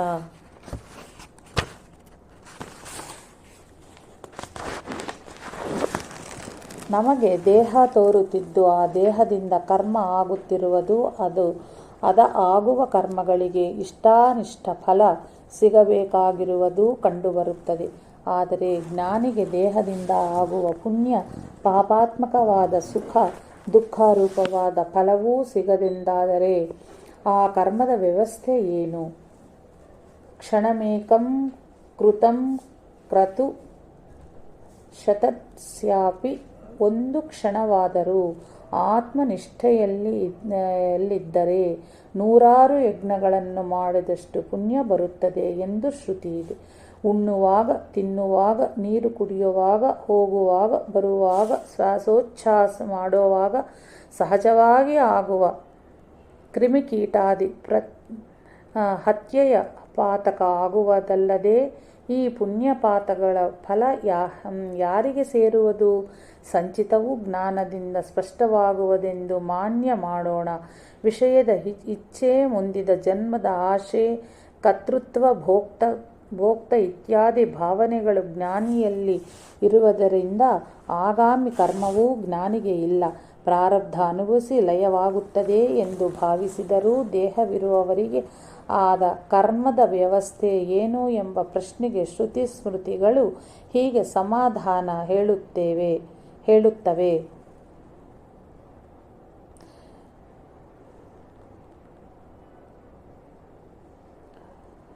ತಸ್ಯ ಪುತ್ರಾದ್ಯಸ್ಮಃ ಮಹಪಾಯಂತಿ ಸೃಹುದಃ ಸಾಧು ಕೃತ್ಯಾಂ ದ್ವಿಷತಃ ಪಾಪಕೃತ್ಯಾಂ ಶರೀರಾಂಭಕಂ ಕರ್ಮ ತದ್ವೇಷಿ ಪ್ರಿಯವಾದಿನೋ. ಜ್ಞಾನಿಯು ಗೃಹಸ್ಥನಾಗಿದ್ದರೆ ಪುತ್ರಾದಿಗಳಿಗೆ ಹಾಗೂ ಇಷ್ಟಮಿತ್ರ ಭಕ್ತಾದಿಗಳಿಗೆ ಅವನ ಪುಣ್ಯವು ಹೋಗಿ ಪಾಪವು ಅವನನ್ನು ದ್ವೇಷನಿಂದ ಮಾಡಿ ಆತನಿಗೆ ಪೀಡೆ ಕೊಡುವವರಿಗೆ ಹೋಗುವುದು. ಜ್ಞಾನಿಯೂ ನೈಷ್ಠಿಕ ಬ್ರಹ್ಮಚಾರಿ ಅಥವಾ ಬಾಲಸನ್ಯಾಸಿ ಆಗಿದ್ದರೆ ಅವನ ದೇಹದಿಂದ ಆದ ಪುಣ್ಯವು ಆತನ ಪೂರ್ವಾಶ್ರಮದ ಕುಲದವರಿಗೆ, ಶಿಷ್ಯರಿಗೆ, ಭಕ್ತರಿಗೆ ಹೋಗಿ ಪಾಪವು ಆತನನ್ನು ದ್ವೇಷಿಸುವವರಿಗೆ, ನಿಂದಿಸುವವರಿಗೆ ಹೋಗುತ್ತದೆ. ಇಲ್ಲಿಯವರೆಗೆ ಮೊದಲನೆಯ ಪ್ರಶ್ನೆಯ ವಿಚಾರ ಆಯಿತು. ಈಗ ಒಬ್ಬನ ಪ್ರಾರಬ್ಧವು ಕೆಟ್ಟದಾಗಿದ್ದರೆ ಅವನಿಗೆ ನಿವೃತ್ತಿ ಮಾರ್ಗದಿಂದ ಹೋಗಿ ಮೋಕ್ಷವನ್ನು ಪಡೆಯಲು ಸಾಧ್ಯವಾಗುವುದೋ ಇಲ್ಲವೋ ಎಂಬ ಪ್ರಶ್ನೆಯ ವಿಚಾರವನ್ನು ಮಾಡೋಣ. ಇದೇ ಪ್ರಶ್ನೆಯನ್ನು ಇನ್ನೊಂದು ರೀತಿಯಾಗಿ, ಅಂದರೆ ನಿತ್ಯಾನಂದ ರೂಪವಾದ ಮೋಕ್ಷ ಪ್ರಾಪ್ತಿಯು ಪ್ರಾರಬ್ಧಾಧೀನವೋ ಅಥವಾ ಪುರುಷ ಪ್ರಯತ್ನದಿಂದ ಸಾಧ್ಯವೋ ಎಂದು ಕೇಳಬಹುದು. ಮುಕ್ತಿಕೋಪನಿಷತ್ತು 2ನೆಯ ಅಧ್ಯಾಯದಲ್ಲಿ ಸಾಮಾನ್ಯವಾಗಿ ಮೋಕ್ಷವು ಪುರುಷಯತ್ನ ಸಾಧ್ಯವೆಂದು ಹೇಳಲಾಗಿದೆ. ತತ್ವಜ್ಞಾನದ ಸಿದ್ಧಿಯು ಎಂತಿರುವುದು? ಆ ಸಿದ್ಧಿಯಿಂದ ಏನು ಪ್ರಯೋಜನವು ಎಂದು ಶ್ರೀ ಆಂಜನೇಯನು ಶ್ರೀರಾಮನನ್ನು ಕೇಳಿದಾಗ ಅದಕ್ಕೆ ಶ್ರೀರಾಮನು ಪುರುಷಸ್ಯ ಕರ್ತೃತ್ವ ಭೋಕ್ತೃತ್ವ ಸುಖ ದುಃಖಾದಿ ಲಕ್ಷಣಚಿತ್ ಧರ್ಮಕ್ಲೇಶ ರೂಪತ್ವಾದ್ಬಂಧೋ ಭವತಿ. ಕನ್ನಡಿಯಲ್ಲಿ ಕಾಣಿಸಿಕೊಳ್ಳುವ ಪದಾರ್ಥಗಳಂತೆ ಜೀವನದಲ್ಲಿ ತೋರಿಬರುವ ಕರ್ತೃತ್ವ, ಭೋಕ್ತೃತ್ವ, ಸುಖ ದುಃಖಾದಿಗಳು ಅವನ ಧರ್ಮವಾಗದೆ ಚಿತ್ತದ ಧರ್ಮಗಳಾಗಿರುವವು. ಇವುಗಳ ಅಧ್ಯಾಸದಿಂದ ಜೀವನದಲ್ಲಿ ಕ್ಲೇಶವಾದಂತೆ ತೋರುವುದು. ಇವುಗಳಿಂದ ಕ್ಲೇಶವಾಗುವುದರಿಂದಲೇ ಮನಸ್ಸು ದುಃಖರೂಪವಾದ ಬಂಧುವೆಂದು ಹೇಳುವರು. ಸ್ಫಟಿಕದಲ್ಲಿ ತೋರಿಬರುವ ಅನ್ಯ ಪದಾರ್ಥಗಳ ಬಣ್ಣದಂತೆ ಇವು ನನ್ನಲ್ಲಿ ಕೇವಲ ಹುಸಿಯಾಗಿ ಕಂಡುಬರುವವು. ಇವು ಹೇಗೆ ಕಂಡರೋ ಶುದ್ಧ ಸ್ಫಟಿಕದಂತಾಗಲಿ ಕನ್ನಡಿಯಂತಾಗಲಿ ತಾನು ತನ್ನ ಕೇವಲ ಆನಂದ ರೂಪದಿಂದ ಇವುಗಳನ್ನು ಬೆಳಗಿಸುವ ಅಖಂಡ ಚಿನ್ನಾತ್ಮ ರೂಪವಾಗಿದ್ದೆಂದರೆ ಅರಿತು ಇವುಗಳ ಯಾವ ಪರಿಣಾಮವನ್ನೂ ತನ್ನ ಮೇಲೆ ಮಾಡಿಕೊಳ್ಳದೆ ಒಂದು ಆನಂದ ಸ್ವರೂಪದ ನಿಷ್ಠೆಯಿಂದ ನಿರ್ವಿಕಲ್ಪನಾಗಿರುವುದಕ್ಕೆ ಜೀವನ್ಮುಕ್ತಿ ಎಂದು ಹೇಳಲಾಗುತ್ತದೆ. ಉಪಾಧಿ ವಿನಿಮುಕ್ತ ಘಟಾಕಾಶ ವತ್ರ ಪ್ರಾರಬ್ಧ ಕ್ಷಯಾದಿದೇಹ ಮುಕ್ತಿ. ಘಟವು ಬಡೆದು ಘಟಾಕಾಶಕ್ಕಿರುವ ಈ ಉಪಾಧಿಯೂ ಹೋದ ಮೇಲೆ ಅದು ಮಹಾದಾಶಕಕ್ಕೆ ಸೇರುವಂತೆ ದೇಹವೂ ಬಿದ್ದು ಹೋಗಿ ಜೀವನಿಗೆ ಇರುವ ಈ ಉಪಾಧಿಯೂ ಹೋದ ಮೇಲೆ ಜೀವನು ಪರಬ್ರಹ್ಮದಲ್ಲಿ ಸೇರಿ ಒಂದಾಗುವುದೇ ವಿದೇಹ ಮುಕ್ತಿ. ಜೀವನಿಗೆ ಆತ್ಮಜ್ಞಾನದಿಂದ ಜೀವನ್ಮುಕ್ತಿ ಮತ್ತು ವಿದೇಹ ಮುಕ್ತಿಗಳು ನಿಶ್ಚಯವಾಗಿಯೂ ಒದಗುವವು ಎಂಬುದಕ್ಕೆ ಅಷ್ಟೋತ್ತರ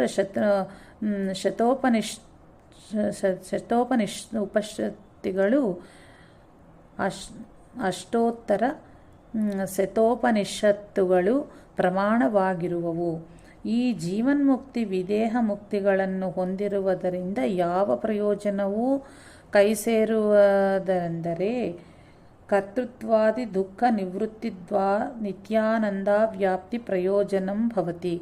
ಕರ್ತೃತ್ವಾದಿ ದುಃಖರೂಪವಾದ ಎಲ್ಲ ಬಂಧಗಳ ನಿವೃತ್ತಿಯಾಗಿ ಮೀರಿದ ನಿತ್ಯಾನಂದದ ಪ್ರಾಪ್ತಿಯಾಗುತ್ತದೆ.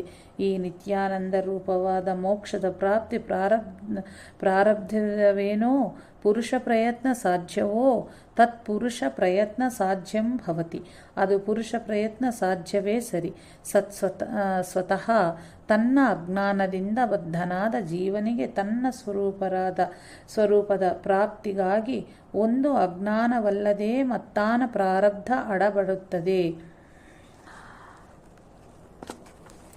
ಕಪಿಶ್ರೇಷ್ಠನೇ, ಕಾಮಾದಿ ದುಷ್ಟ ವಾಸನೆಗಳು ಅಶುಭ ವಿಚಾರಗಳು ಉಂಟಾಗುತ್ತರಿದ್ದರೆ ಪುರುಷ ಪ್ರಯತ್ನ ಸಾಧ್ಯವಾದ ಶ್ರವಣ ಮನನ ನಿಧಿಧ್ಯಾಸನಗಳಿಂದ ಅದರಲ್ಲಿಯೂ ವಿಶೇಷವಾಗಿ ಸ್ವರೂಪ ಲಕ್ಷಣದ ಧಾರಣೆಯಿಂದ ಅವುಗಳನ್ನೆಲ್ಲ ಕಳೆದುಕೊಳ್ಳಬೇಕು.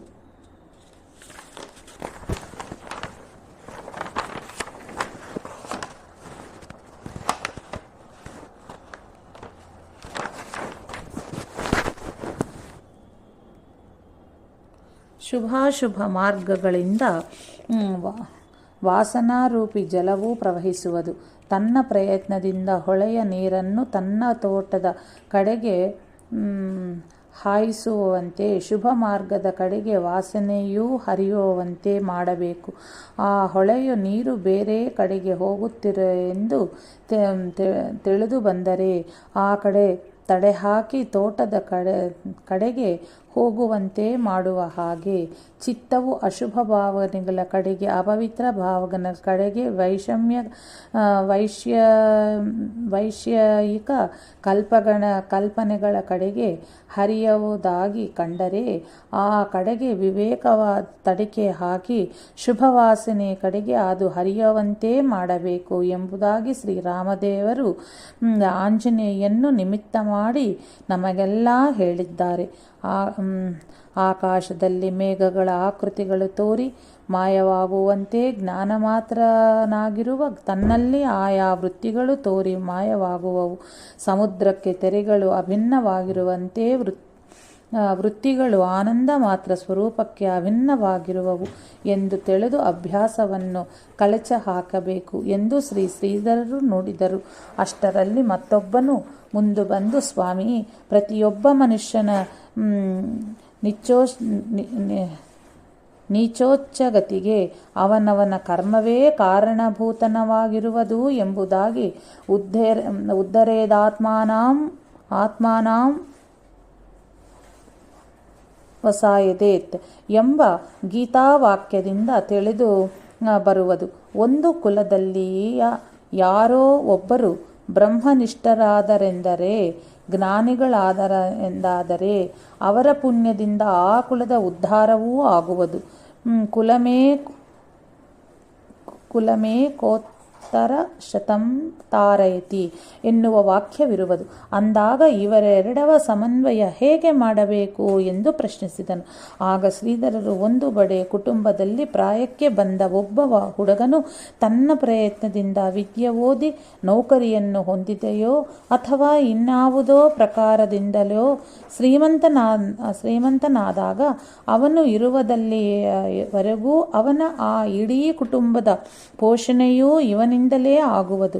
ಹಾಗೂ ಅವನು ಸಂಪಾದಿಸಿದ ಸಂಪತ್ತು ಆ ಕುಟುಂಬಕ್ಕೆ ಎಷ್ಟೋ ತಲೆಮಾರಿನವರೆಗೂ ಸಾಕಾಗಬಹುದು. ಈ ಒಂದು ದೃಷ್ಟಾಂತದಿಂದಲೇ ನಿನ್ನ ಪ್ರಶ್ನೆಗೆ ಉತ್ತರವು ಸಿಕ್ಕಿ ಸಂಶಯ ಪರಿಹಾರ ಆಗುತ್ತಿಲ್ಲವೇ ಎಂದು ಶ್ರೀಧರ ನುಡಿಯಲು ಎಲ್ಲರೂ ಸಮಾಧಾನವನ್ನು ವ್ಯಕ್ತಪಡಿಸಿದರು. ಶ್ರೀಧರರು ಪ್ರವಚನಾಮೃತವನ್ನು ಕೇಳಿ ಪುನೀತರಾಗಿ ಆನಂದದಿಂದ ಎಲ್ಲರೂ ಶ್ರೀಧರಿಗೆ ನಮಸ್ಕಾರ ಮಾಡಿ ನಾಳೆಯೋ ಇಲ್ಲಿಯೇ ಭಿಕ್ಷೆಯನ್ನು ತೀರಿಸಿ ಹೋಗಬೇಕು ಎಂದು ಗ್ರಾಮಸ್ಥರು ಪ್ರಾರ್ಥನೆ ಮಾಡಿದರು. ಆಗ ಶ್ರೀಧರರು ನನ್ನ ನಿಯಮದ ಪ್ರಕಾರ ನಾಳೆ ಭಿಕ್ಷೆಗೆ ಬೇರೆ ಕಡೆಗೆ ಹೋಗಬೇಕು ಎಂದು ತಿಳಿಸಿ ರಾತ್ರಿ ಶ್ರೀ ಆಂಜನೇಯ ದೇವಸ್ಥಾನದಲ್ಲಿ ವಿಶ್ರಮಿಸಿದರು. ಪ್ರವಾಸದಲ್ಲಿನ ನಿಯಮಗಳು. ಶ್ರೀಧರರು ದಕ್ಷಿಣ ಕಡೆ ಪ್ರಯಾಣ ಮಾಡುತ್ತಿದ್ದಾಗ ತಮ್ಮದೇ ಆದ ಕೆಲವು ನಿಯಮಗಳನ್ನು ಇಟ್ಟುಕೊಂಡಿದ್ದರು. ತ್ರಿಕಾಲ ಸ್ನಾನ, ಸಂಧ್ಯಾ ಜಪ, ಧ್ಯಾನ, ಭಗವದ್ಗೀತಾ, ದಾಸಬೋಧ, ಮನೋಬೋಧ ಗ್ರಂಥಗಳನ್ನು ಗುರುರೂಪವಾಗಿ ಭಾವಿಸಿ ಅರ್ಚನೆ, ಪಠಣ ಹಾಗೂ 108 ನಮಸ್ಕಾರಗಳನ್ನು ತಪ್ಪದೆ ಮಾಡುತ್ತಿದ್ದರು. ಯಾವ ದಿನ ಸೂರ್ಯೋದಯಕ್ಕೆ ಮುಂಚೆ ಸ್ನಾನವಾಗುವುದಿಲ್ಲವೋ ಆ ದಿನ ಪೂರ್ತಿ ಉಪವಾಸವನ್ನು ಮಾಡುತ್ತಿದ್ದರು. ನೀರು ಸಿಕ್ಕದೆ ಮಧ್ಯಾಹ್ನ ಸ್ನಾನವಾಗದಿದ್ದರೆ, ಸ್ನಾನಾಗ್ನಿಗಳನ್ನು ಆಗದಿದ್ದರೆ ಆಹಾರ ತೆಗೆದುಕೊಳ್ಳುತ್ತಿರಲಿಲ್ಲ. ಸಾಯಂಕಾಲ ಸ್ನಾನಕ್ಕೆ ನೀರು ಸಿಗದಿದ್ದರೆ ಮಾನಸಿಕ ಸ್ನಾನಾನುಷ್ಠಾನವನ್ನು ಮುಗಿಸಿ ಧ್ಯಾನ ಮಾಡಿ ಅಕಸ್ಮಾತ್ ಯಾರಾದರೂ ಫಲಹಾರಕ್ಕೆ ತಂದಿಟ್ಟರೂ ಅದನ್ನು ಮುಟ್ಟದೆ ಹಾಗೆಯೇ ವಿಶ್ರಮಿಸುತ್ತಿದ್ದರು. ಯಾವ ಊರಿನಲ್ಲಿ ಸಾಯಂಕಾಲ ವಿಶ್ರಮಿಸಿದ್ದರೋ ಅಲ್ಲಿಯೇ ಮರುದಿನ ಬೆಳಗಿನ ಸ್ನಾನಾಂಗಿಕಗಳನ್ನು ಮುಗಿಸಿ ಮಧ್ಯಾಹ್ನ ಭಿಕ್ಷೆಗೆ ಬೇರೆ ಕಡೆಗೆ ಹೋಗುತ್ತಿದ್ದರು. ಅಲ್ಲಿ ಮಧ್ಯಾಹ್ನವನ್ನು ಭಿಕ್ಷೆಯನ್ನು ಮುಗಿಸಿ ಸಾಯಂಕಾಲ ಬೇರೆ ಊರಿಗೆ ಪ್ರಯಾಣ ಮಾಡುತ್ತಿದ್ದರು. ಹಳ್ಳಿ, ಪಟ್ಟಣ, ಕಾಡು, ನಾಡು, ಬೆಟ್ಟ, ಗುಟ್ಟ ಒಂದನ್ನೂ ಲೆಕ್ಕಿಸದೆ ದಕ್ಷಿಣಕ್ಕೆ ಹೋಗವೆಂಬ ಗುರು ಆದೇಶವನ್ನೇ ಶಿರಸಾವಹಿಸಿ ಹಾದಿ ಸವಿಸುತ್ತಿದ್ದ ಕೇವಲ ಕೌಪೀನಧಾರಿ ಶ್ರೀ ಶ್ರೀಧರನ್ನು ಕಂಡು ಕೆಲವರು ಗೋಸಾವಿ ಅಂತಲೂ, ಕೆಲವರು ಕಳ್ಳನಂತಲೂ, ಕೆಲವರು ಹುಚ್ಚನಂತಲೂ ತಮಗೆ ಹೇಗೆ ಅನ್ನಿಸಿದ್ದರೆ ಹಾಗೆ ಅಂದುಕೊಳ್ಳುತ್ತಿದ್ದರು. ಕೆಲವೊಮ್ಮೆ ಇಂತಹವರು ತಪ್ಪು ಕಲ್ಪನೆಯಿಂದ ಶ್ರೀ ಶ್ರೀಧರರಿಗೆ ತೊಂದರೆಯನ್ನೂ ಕೊಡುತ್ತಿದ್ದರು. ಏಕನಿಷ್ಠೆಯಿಂದ ಸಾಗುತ್ತಿದ್ದ ಶ್ರೀ ಶ್ರೀಧರರು ಒಂದು ಸಾಯಂಕಾಲ ಒಂದು ಊರಿನ ದೇಶಾಯಿಯವರ ಮನೆಗೆ ಹೋದರು. ಶ್ರೀಮಂತನಾಗಿದ್ದ ಆ ದೇಶಾಯಿಯವರಿಗೆ ಸುಮಾರು 60 ವರ್ಷ ವಯಸ್ಸಾಗಿತ್ತು. ಧರ್ಮ ಪ್ರವೃತ್ತಿಯೂ ಅತಿಥಿ ಸತ್ಕಾರದ ಸದ್ಗುಣವೂ ತುಂಬಿತ್ತು. ಶ್ರೀಧರರು ಸ್ನಾನ ಸಂಧ್ಯಾದಿ ನಿತ್ಯ ನೇಮಗಳನ್ನು ಪೂರೈಸಿ ದೇಸಾಯಿ ದಂಪತಿಗಳನ್ನು ಭಕ್ತಿಯಿಂದ ಸಮರ್ಪಿಸಿದ ಭಿಕ್ಷೆಯನ್ನು ಸ್ವೀಕರಿಸಿದರು. ದೇಸಾಯಿಯವರಿಗೆ ಒಬ್ಬಳು ಮಗಳಿದ್ದಳು. ಎಲ್ಲರೂ ಊಟ ಮಾಡಿದ ನಂತರ ಹೇಗೆ ಮಾತನಾಡುತ್ತಾ ದೇಸಾಯಿಯವರು ಶ್ರೀ ಶ್ರೀಧರರನ್ನು ಕುರಿತು, ನಮಗೆ ಗಂಡು ಮಕ್ಕಳಿಗಿಲ್ಲ, ಲಗ್ನಕ್ಕೆ ಬಂದಿರುವ ಒಬ್ಬಳು ಮಗಳು ಮಾತ್ರ ಇದ್ದಾಳೆ. ತಪಸ್ವಿ ಜ್ಞಾನಿಯನ್ನು ಮದುವೆ ಮಾಡಿಕೊಂಡು ಹಿಂದಿನ ನನ್ನ ಜ್ಞಾನ ವೈರಾಗ್ಯ ಸಂಪನ್ನರಾದ ಋಷಿಗಳಂತೆ ಗೃಹಸ್ಥಾಶ್ರಮವನ್ನು ನಡೆಸಬೇಕು ಎಂದು ಆಕೆ ಬಯಸುತ್ತಿದ್ದಾಳೆ. ಅದಕ್ಕೆ ಸರಿಯಾಗಿ ನಮ್ಮ ಕುಲಪುರುಷನು ಸ್ವಪ್ನದಲ್ಲಿ ಒಬ್ಬ ಸಾಧು ಯುವಕನು ನಿಮ್ಮ ಮನೆಗೆ ಬರುತ್ತಾನೆ, ಅವನನ್ನು ಕೇಳಿ ನೋಡಿ ಎಂದು ತಿಳಿಸಿರುತ್ತಾನೆ. ನನ್ನ ಮಗಳು ರೂಪವತಿಯೂ ಗುಣಾಢ್ಯುಳೂ ಆಗಿರುವಳು. 8-10 ಸಾವಿರದ ಉತ್ಪನ್ನವೂ ಇದೆ ಎಂದು ಹೇಳಿ ಶ್ರೀ ಶ್ರೀಧರರು ಮುಖವನ್ನೇ ನೋಡತೂಗಿಡಿದರು. ನಾನು ತಪಸ್ಸಿಗೆ ಹೊರಡುವಾಗ ಸಕಲ ಸ್ತ್ರೀ ಜಾತಿಯನ್ನು ನನ್ನ ತಾಯಿಯಂತೆ ನೋಡುತ್ತೆ ಎಂದು ಪ್ರತಿಜ್ಞೆ ಮಾಡಿದ್ದೇನೆ. ನಾನು ನಿವೃತ್ತಿ ಮಾರ್ಗದವನು ಎಂದು ಹೇಳಿ ಶ್ರೀ ಶ್ರೀಧರರು ಅವರನ್ನು ಹರಸಿ ಊರ ಹೊರಗಿನ ಆಂಜನೇಯ ದೇವಸ್ಥಾನದಲ್ಲಿ ವಿಶ್ರಮಿಸಿದರು. ಸುಂದರವಾದ ಯುವತಿಯೂ ತೀಕ್ಷ್ಣ ಕಟಾಕ್ಷ ಬಾಣಗಳು ಯಾವಾತನಿಗೆ ತಗುಲುವುದಿಲ್ಲವೋ, ಅವುಗಳಿಂದ ಯಾವಾತನ ಮನಸ್ಸಿನ ಮೇಲೆ ಯಾವ ಪರಿಣಾಮವೂ ಆಗದೋ, ಕ್ರೋಧಾಗ್ನಿಯು ತಾಪವು ಯಾವಾತನಿಗೆ ಆಗದೋ, ಯಾವಾತನಿಗೆ ಕ್ರೋಧ ಬರುವಂಥ ಸಂದರ್ಭದಲ್ಲಿಯೂ ಶಾಂತಿ ಉಳಿಯುವುದೋ, ಯಾವಾತನನ್ನು ವಿಷಯ ಸುಖಗಳನ್ನು ತಮ್ಮ ಲೋಭ ಪಾಶಗಳಿಂದ ತಮ್ಮ ಕಡೆಗೆ ಎಳೆದುಕೊಳ್ಳಲು ಶಕ್ತವಾಗುವೋ, ಯಾವಾತನು ದೃಢ ವೈರಾಗ್ಯಶೀಲವಾಗಿ ಇರುವನೋ ಆತನು ಇಡೀ 3 ಲೋಕವನ್ನೇ ಜಯಿಸಬಲ್ಲನು. ಹೀಗೆ ಸಾಗುತ್ತಿದ್ದ ಶ್ರೀ ಶ್ರೀಧರರು ಕಾಸೇಗಾಂವ್ ಎಂಬ ಊರಿನ ಮಾರುತಿ ಮಂದಿರಕ್ಕೆ ಬಂದರು. ಆ ಗುಡಿಯಲ್ಲಿ ಕಸ ತುಂಬಿತ್ತು. ಅದನ್ನೆಲ್ಲ ಗುಡಿಸಿ ಸ್ವಚ್ಛಗೊಳಿಸಿ ಅಹ್ನಿಕವನ್ನು ಮುಗಿಸಿ ಶ್ರೀ ಸಮರ್ಥರ ಭಕ್ತರು ಗಡದಲ್ಲಿ ತಮಗೆ ಪರಿಚಿತರೂ ಆಗಿದ್ದ ಅದೇ ಊರಿನ ಶ್ರೀ ಬಲವಂತರಾವ್ ಎಂಬುವರ ಮನೆಗೆ ಮಧುಕರಿಗೆ ಹೋದರು. ಆದರೆ ಅಂದು ಅವರು ಊರಿನಲ್ಲಿ ಇರಲಿಲ್ಲವಾದ್ದರಿಂದ ಬೇರೆ ಕಡೆ ಮಧುಕರಿಯನ್ನು ತಂದು ಆಂಜನೇಯನಿಗೆ ನೈವೇದ್ಯ ಅರ್ಪಿಸಿ ಪ್ರಸಾದ ಸ್ವೀಕರಿಸಿದರು. ಮುಂದೆ ಶ್ರೀ ಶ್ರೀಧರು ಪ್ರಯಾಣದ ಮಧ್ಯದಲ್ಲಿ ಬತ್ತೀಸಿರಾಳ ಎಂಬ ಊರಿನ ರಾಮ ಮಂದಿರದಲ್ಲಿ ತಂಗಿದರು. ಶ್ರೀ ಸಮರ್ಥ ಸ್ಥಾಪಿತ ಆಕಾರ 11 ಮಾರುತಿಯ ಸ್ಥಳಗಳನ್ನು ಪೈಕಿ ಆ ಗ್ರಾಮವು ಒಂದಾಗಿತ್ತು. ಆ ಮಾರುತಿ ಮಂದಿರದಲ್ಲಿ ಉತ್ತರ ಹಿಂದೂಸ್ತಾನದ ಮಹಂತರೊಬ್ಬರು ಇರುತ್ತಿದ್ದರು. ಶ್ರೀಧರರಿಗೂ ಮತ್ತು ಆ ಮಹಂತರಿಗೂ ಪಾರಮಾರ್ಥಿಕ ವಿಷಯದಲ್ಲಿ ಚರ್ಚೆ ನಡೆಯಿತು.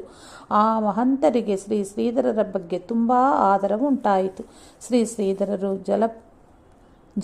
ಪಾತ್ರೆಯಾಗಿ ಕೈಯಲ್ಲಿ ಇಟ್ಟುಕೊಂಡು ಗಡಿಗೆಯನ್ನು ನೋಡಿ ಮಹಂತರು ಒಂದು ತಂಬಿಗೆಯನ್ನು ಕೊಡುವುದಕ್ಕೆ ಮುಂದಾಗಿ ಬಲವಂತ ಪಡಿಸಿದರು. ಆದರೆ ಗಡದಿಂದ ತಂದ ಪ್ರಸಾದವೆಂಬ ಭಾವನೆಯಿಂದ ಆ ಗಡಿಗೆಯನ್ನು ಬಿಸಾಡಲು ಮನಸ್ಸೊಪ್ಪದೆ ಶ್ರೀ ಶ್ರೀಧರರು ಅದನ್ನು ನಿರಾಕರಿಸಿದರು. ಆದರೂ ಆ ಮಹಂತರ ಆದರಪೂರ್ವಕ ಆಗ್ರಹಕ್ಕೆ ಮಣಿದು ಈ ಗಡಿಗೆ ಇರುವವರಿಗೆ ಬೇರೆ ಯಾವುದನ್ನೂ ತೆಗೆದುಕೊಳ್ಳುವುದಿಲ್ಲ. ಹಾಗೇನಾದರೂ ಇಲ್ಲಿಂದ ಹೋಗುವುದಾದರೊಳಗೆ ಒಡೆಯ ತಂದರೆ ಗುರುವಿನ ಇಚ್ಛೆಯಿಂದ ತಿಳಿದು ನಿಮ್ಮ ತಂಬಿಗೆಯನ್ನು ಉಪಯೋಗಿಸುತ್ತೇನೆ ಎನ್ನಬೇಕಾಯಿತು. ಮಧ್ಯರಾತ್ರಿ ಶ್ರೀ ಶ್ರೀಧರರು ಲಘುಶಂಕಿಗೆ ನೀರು ತುಂಬಿಟ್ಟಿದ್ದ ಆ ಗಡಿಗೆಯನ್ನು ತೆಗೆದುಕೊಂಡು ಹೋದಾಗ ಕತ್ತನಲ್ಲಿ ಕಾಣಿಸದಿದ್ದರಿಂದ ಒಂದು ಮರದ ಬೇರು ಕಾಲಿಗೆ ಸಿಕ್ಕಿಕೊಂಡು ಗಡಿಗೆ ಬಿದ್ದು ಚೂರಾಯಿತು. ಮಹಂತರಿಗೆ ಕೊಟ್ಟಿದ್ದ ಮಾತಿನಂತೆ ಶ್ರೀ ಶ್ರೀಧರು ಅವರು ಕೊಟ್ಟ ತಂಬಿಗೆಯನ್ನು ಸ್ವೀಕರಿಸಿ ಮುಂದೆ ಹೊರಟರು. ಒಂದು ದಿನ 15-20 ಮೈಲಿ ನಡೆದರೂ ಶ್ರೀ ಶ್ರೀಧರಿಗೆ ಇನ್ನೂ ಮುಂದೆ ಹೋಗಬೇಕನ್ನಿಸ್ತಿತ್ತು. ಸಂಜೆಯ ಸಮಯ ಒಂದು ದಿನೇ ಸಿಕ್ಕಿತು. ಹಾದಿ ಬಿಟ್ಟು ದಿಣ್ಣೆಯನ್ನು ಹತ್ತಿ ನಡೆಯಲಾರಂಭಿಸಿದರು. ಹಾಗೆ ಸಾಗಿದಾಗ ರೈಲು ಮಾರ್ಗ ಕಾಣಿಸಿತು. ಒಂದು ರೈಲು ನಿಲ್ದಾಣವೂ ಸಿಕ್ಕಿತು. ಅಲ್ಲಿಯೇ 4-5 ಮನೆಗಳೂ ಇದ್ದವು. ಶ್ರೀ ಶ್ರೀಧರರು ಒಂದು ಮನೆಗೆ ಹೋದರು. ಆ ಮನೆಯ ಯಜಮಾನನು ಆನಂದದಿಂದ ಸ್ವಾಗತಿಸಿ ಕುಶಲ ಸಮಾಚಾರವನ್ನು ಕೇಳಿದನು. ಶ್ರೀ ಶ್ರೀಧರರು ಸಜ್ಜನಗಡದಿಂದ ಬಂದಿರುವುದೆಂದು ತಿಳಿದ ಮೇಲಂತೂ ಆತನ ಆನಂದಕ್ಕೆ ಪಾರವೇ ಇಲ್ಲದಂತಾಯಿತು. ಆತ ತನ್ನ ಆನಂದದ ಕಾರಣ ಹೇಳತೂಗಿಡಿದನು. ನನ್ನಿಂದ ತಮಗೆ ಇಷ್ಟು ಕಷ್ಟವಾಯಿತು. ಈ ದಿನ ನನ್ನ ತಂದೆಯವರ ಶ್ರಾದ್ದ. ನನ್ನ ತಂದೆಯವರು ದೊಡ್ಡ ಸಮರ್ಥ ಭಕ್ತರು. ಆದ್ದರಿಂದ ಈ ದಿನ ರಾಮದಾಸಿಯಾದವರಿಗೆ ಹಸ್ತೋದಕ ಹಾಕಬೇಕು ಎಂದು ಬಲವಾದ ಇಚ್ಛೆಯಿಂದ ಈವರಿಗೆ ಒಂದು ತೊಟ್ಟು ನೀರನ್ನೂ ಕುಡಿಯದೆ ಕಾಯುತ್ತಿದ್ದೆ. ಶ್ರೀ ಸಮರ್ಥರಲ್ಲೂ ಹಾಗೆ ಪ್ರಾರ್ಥನೆ ಮಾಡಿಕೊಂಡಿದ್ದೆ. ನಮ್ಮ ಮನೆಯಲ್ಲಿ ಬಹಳ ಹಿಂದಿನದಿಂದ ಸಮರ್ಥ ಸಂಪ್ರದಾಯ ನಡೆದುಕೊಂಡು ಬಂದಿದೆ. ಶ್ರೀ ಸಮರ್ಥರೇ ನಿಮ್ಮ ರೂಪದಿಂದ ಬಂದಿದ್ದಾರೆ ಎಂದು ಭಾವಿಸುತ್ತೇನೆ. ಶ್ರಾದ್ದವೆಂದರೆ ನಾನು ಮತ್ತೇನೂ ಮಾಡುವುದಿಲ್ಲ. ಈಗ ಅಡಿಗೆ ಮಾಡಿ ನಿಮಗೆ ಹಸ್ತೋದಕ ಹಾಕಿದರೆ ಆಯಿತು. ಶ್ರೀ ಶ್ರೀಧರರು ಭೋಜನ ಮಾಡಿದ ನಂತರ ವಿಶ್ರಾಂತಿಗೆ ಹೋದರು. ಆತನು ಶ್ರೀ ಶ್ರೀಧರರ ಪಾದ ಸೇವೆ ಮಾಡುತ್ತಿದ್ದನು. ಆಯಾಸದಿಂದಾಗಿ ಕೂಡಲೇ ಶ್ರೀ ಶ್ರೀಧರರಿಗೆ ನಿದ್ದೆ ಹತ್ತಿತ್ತು. ಮರುದಿನ ಪ್ರಾತರಾಗ್ನಿಕವನ್ನು ಮುಗಿಸಿ ಫಲಹಾರವನ್ನು ಸ್ವೀಕರಿಸಿ ಶ್ರೀ ಶ್ರೀಧರರು ರೈಲಿನಲ್ಲಿ ಮುಂದಕ್ಕೆ ತಮ್ಮನ್ನು ಕಳುಹಿಸಿಕೊಡುತ್ತೆನು ಎಂದ ಮನೆಯಾತನಿಗೆ ತಾವು ಕಾಲ್ಗಡೆಯಿಂದಲೇ ಪ್ರಯಾಣವನ್ನು ಮಾಡಲು ನಿಶ್ಚಯಿಸುವುದನ್ನು ತಿಳಿಸಿ ಆತನ್ನು ಹರಿಸಿ ಹೊರಟರು. ಚಳಿ, ಗಾಳಿ, ಮಳೆ, ಬಿಸಿಲನ್ನದೇ ನಡೆಯುತ್ತಿದ್ದ ಶ್ರೀ ಶ್ರೀಧರರ ದೇಹದ ಚರ್ಮವು ಕಪ್ಪಾಗಿ ಒರಟಾಗಿ ಬಿಟ್ಟಾಯಿತು. ಸೊಂಟದಲ್ಲಿ ಕತ್ತದ ಮರಿಯೂ ಉಡದಾರ, ಕೈಯಲ್ಲಿ ಒಂದು ಕುಡಿಕೆ, ಮೈಮೇಲೆ ಒಂದು ಕೌಪೀನದ ಹೊರತು ಬೇರೆ ಏನೂ ಇರಲಿಲ್ಲ. ತಲೆ ಕೂದಲುಗಳು ಬೆರಳಿನ ಗಾತ್ರದ ಜಡಗಳಾಗಿ ಬಿಟ್ಟಿದ್ದವು.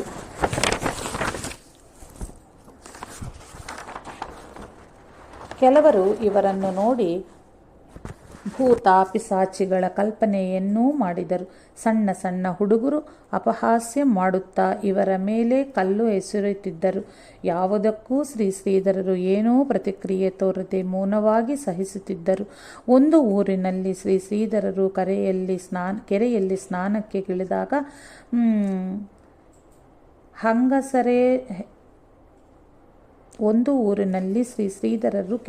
ಸ್ನಾನಕ್ಕೆ ಇಳಿದಾಗ ಹೆಂಗಸರಷ್ಟೇ ಅಲ್ಲದೆ ಗಂಡಸರೂ ಸಹ ಇವರ ಆಕೃತಿಯನ್ನು ನೋಡಿ ನೀರು ತುಂಬಿಕೊಂಡು ಹೋಗಲು ಹೆದರಿ ಪೊಲೀಸರಿಗೆ ದೂರನ್ನು ಕೊಟ್ಟರು.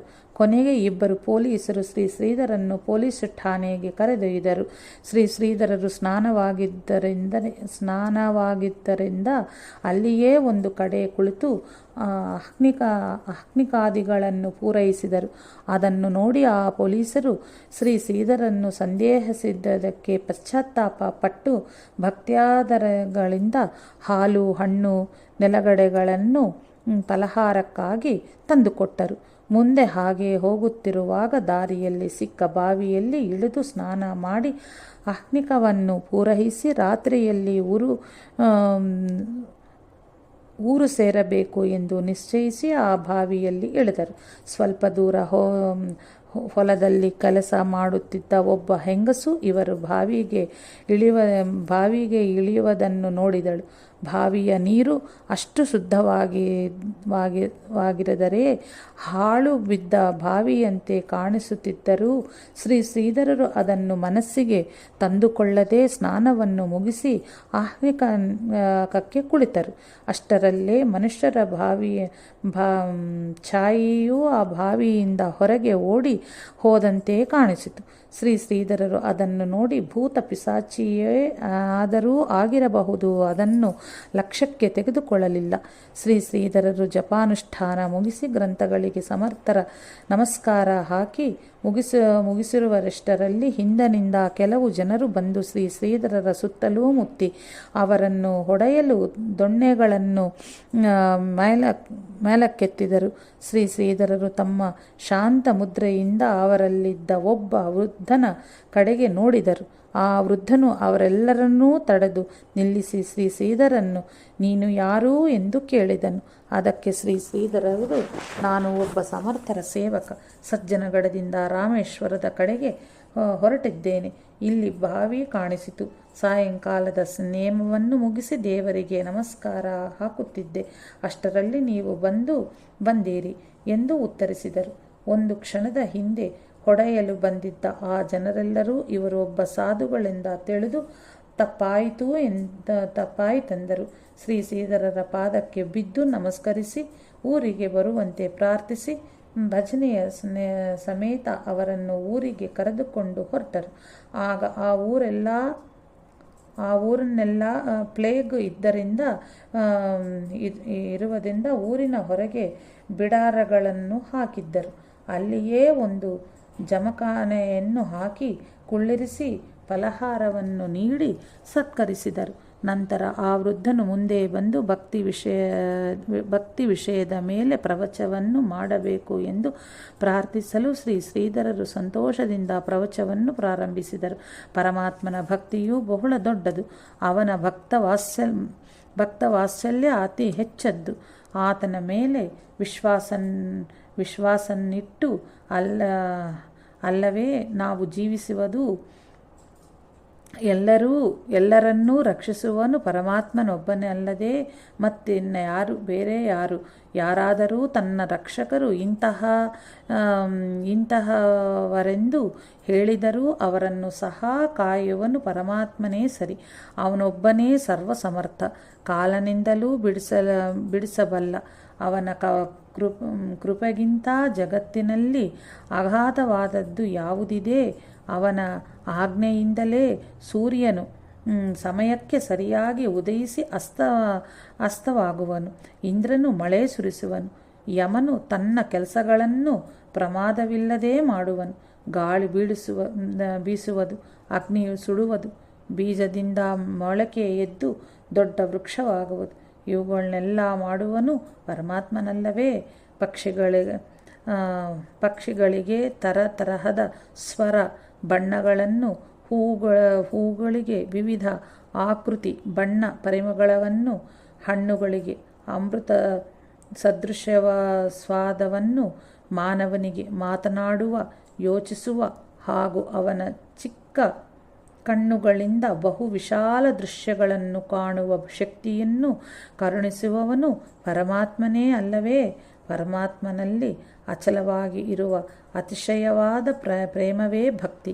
ಯಾವುದನ್ನು ಹೊಂದಿದರೆ ಮನುಷ್ಯನು ಸಿದ್ಧನೂ ಅಮರನೂ ತೃಪ್ತನೂ ಆಗುವನೋ ಅದೇ ಭಕ್ತಿ ಎಂದು ನಾರದರು ಭಕ್ತಿಯ ವ್ಯಾಖ್ಯಾನವನ್ನು ಮಾಡಿದ್ದಾರೆ. ಎಲ್ಲರಿಗಿಂತಲೂ ಪರಮಾತ್ಮನು ಹೆಚ್ಚಿನ ಪ್ರೀತಿಯ ಪಾತ್ರ ಎಂದು ತಿಳಿದು ಬೇರೆಲ್ಲ ಕಡೆಗೆ ಹರಿಯುವ ಪ್ರೀತಿಯನ್ನು ಈ ಕಡೆಗೆ ಹರಿಸಿಬಿಟ್ಟಾಯಿತು. ಈಗ ತಾನೇ ಮದುವೆಯಾದ ದಂಪತಿಗಳಲ್ಲಿ ಇರುವ ಅನ್ಯೋನ್ಯ ಪ್ರೀತಿ ತಿನ್ನುವ ಪದಾರ್ಥದಲ್ಲಿ ಇರುವಷ್ಟು ಆಸೆ ಇವಿಷ್ಟಾದರೂ ಪರಮಾತ್ಮನಲ್ಲಿದ್ದರೆ ಜೀವನು ಮುಕ್ತವಾಗುವನು. ಇದಕ್ಕಿಂತ ಹೆಚ್ಚಿನದೇನೂ ಬೇಡ. ಶ್ರೀಮದ್ ಭಾಗವತದಲ್ಲಿ ಶ್ರವಣಂ ಕೀರ್ತನಂ ವಿಷ್ಣೋ ಸ್ಮರಣಂ ಪಾದಸೇವನಂ ಅರ್ಚನಂ ವಂದನಂ ದಾಸ್ಯಂ ಸಖ್ಯಮಾತ್ಮ ನಿವೇದನಂ ಹೀಗೆ ಈ ಭಕ್ತಿಯನ್ನು 9 ಪ್ರಕಾರವಾಗಿ ಹೇಳಿದ್ದುಂಟು. ಭಗವಂತನ ಲೀಲೆಗಳನ್ನು ಕೊಂಡಾಡುವುದನ್ನು ಕೇಳುವುದಕ್ಕೆ ಶ್ರವಣ, ಕೇಳಿದ್ದನ್ನು ತಾನು ಪ್ರೀತಿಯಿಂದ ಹೇಳುವುದಕ್ಕೆ ಕೀರ್ತನೆ, ಯಾವಾಗಲೂ ನಾಮಸ್ಮರಣೆ ಮಾಡುತ್ತಿರುವುದಕ್ಕೆ ಸ್ಮರಣ ಭಕ್ತಿ, ಶ್ರೀ ಗುರುಗಳ ಪಾದಸೇವೆಯನ್ನು ಮಾಡುವುದಕ್ಕೆ ಪಾದಸೇವನೆ, ಪೂಜೆ ಮಾಡುವುದಕ್ಕೆ ಅರ್ಚನೆ, ನಮಸ್ಕರಿಸುವುದಕ್ಕೆ ವಂದನೆ, ವಿವಿಧ ಸೇವೆ ಮಾಡುವುದಕ್ಕೆ ದಾಸ್ಯ, ತನ್ನ ಮಿತ್ರ ಇಷ್ಟ ತಾಯಿ ತಂದೆಯರ ಮುಂದೆ ಅಂತಃಕರಣವನ್ನು ಬಿಚ್ಚಿ ತೋರಿಸುವಂತೆ ಪರಮಾತ್ಮನ ಮುಂದೆ ಬಿಚ್ಚಿ ತೋರಿಸುವುದಕ್ಕೆ ಸಖ್ಯ ಮತ್ತು ಎಲ್ಲವನ್ನೂ ಸಮರ್ಪಿಸುವುದಕ್ಕೆ ಆತ್ಮನಿವೇದನ ಎಂದು ಹೀಗೆ 9 ಬಗೆಯ ಭಕ್ತಿಗೆ ನವವಿಧ ಭಕ್ತಿ ಎಂದು ಹೆಸರು. ಈ ಪೈಕಿ ಒಂದನ್ನು ಅಥವಾ ಎಲ್ಲವನ್ನೂ ಮಾಡಿ ಧನ್ಯರಾಗಬೇಕು.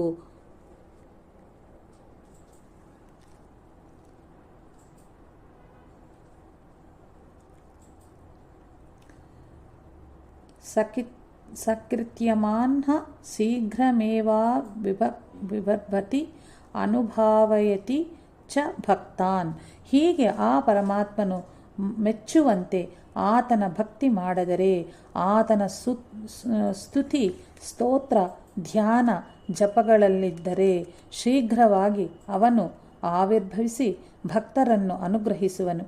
ಪರಮಾತ್ಮದಲ್ಲಿ ಭಕ್ತಿ ಇಟ್ಟು ಆತನ ಸಂಪೂರ್ಣವಾದ ಕೃಪೆಗೆ ಪಾತ್ರರಾಗುವುದು ಎಲ್ಲಕ್ಕಿಂತಲೂ ದೊಡ್ಡ ಭಾಗ್ಯ. ಅಂಥ ಭಾಗ್ಯ ನಿಮ್ಮೆಲ್ಲರಿಗೂ ಒದಗಲಿ ಎಂದು ಭಗವಂತನ ಚರಣ ಕಮಲಗಳಲ್ಲಿ ಪ್ರಾರ್ಥಿಸುತ್ತೇನೆ ಎಂದು ಶ್ರೀಧರರು ಮುಕ್ತಾಯ ಮಾಡಿದರು. ಆಗ ಅಲ್ಲಿದ್ದ ಜನರೆಲ್ಲರೂ ಆ ಬಾವಿಯಲ್ಲಿ ಒಂದು ಪಿಚಾಚಿ ಇತ್ತು. ಅದು ಯಾವುದಾದರೂ ರೂಪವನ್ನು ಧರಿಸಿ ತಿರುಗುವುದನ್ನು ಕೆಲವರು ನೋಡಿದ್ದರು. ನೀವು ಆ ಬಾವಿಗೆ ಇಳಿಯುತ್ತಿದ್ದದನ್ನು ನೋಡಿ ಒಬ್ಬಾಕೆ ಆ ಪಿಚಾಚಿಯ ರೂಪವನ್ನು ಧರಿಸಿ ಈಗ ತಿರುಗಾಡುತ್ತಿದ್ದೆ ಎಂದು ಹೇಳಿದಳು. ಅದನ್ನು ಹೊಡೆದು ಕೊಂದು ಹಾಕಬೇಕು ಎಂದು ನಾವು ಬಂದೆವು. ನಮ್ಮಿಂದ ಸರ್ವತಾ ತಪ್ಪಾಯಿತು ಎಂದು ಹೇಳಿ ಶ್ರೀಧರರ ಪಾದಕ್ಕೆ ಬಿದ್ದರು. ಭೂತ ಪಿಶಾಚಿಗಳ ದೇಹವು ವಾಯುರೂಪದಿಂದ ಇರುವುದರಿಂದ ಅವುಗಳಿಗೆ ಇಚ್ಛಾನುಸಾರ ರೂಪಧಾರಣೆ ಮಾಡಿಕೊಳ್ಳಲು ಆಗುತ್ತದೆ. ಅವುಗಳನ್ನು ದೊಣ್ಣೆ ಕತ್ತಿಗಳಿಂದ ಕೊಲ್ಲಲು ಸಾಧ್ಯವಿಲ್ಲ. ಮಂತ್ರ ಪ್ರಯೋಗಗಳಿಂದ ಮಾತ್ರ ಸಾಧ್ಯವಾಗುವುದು. ಆ ಪಿಚಾಚಿ ಈಗ ಮುಕ್ತವಾಯಿತು. ಇನ್ನು ಅದರ ಬಾಧೆ ನಿಮಗಿಲ್ಲ ಎಂದು ಹೇಳಿ ಶ್ರೀಧರರು ವಿರಮಿಸಿ ಮುಂದೆ ಪ್ರಯಾಣ ಬೆಳೆಸಿದರು. ನಮಃ ಶಾಂತಾಯ ದಿವ್ಯಾಯ ಸತ್ಯಧರ್ಮ ಸ್ವರೂಪಿಣೆ ಸ್ವಾನಂದಾಮೃತ ತೃಪ್ತಾಯ ಶ್ರೀಧರಾಯ ನಮೋ ನಮಃ. ಸದ್ಗುರು ಭಗವಾನ್ ಶ್ರೀಧರಾರ್ಪಣಮಸ್ತು.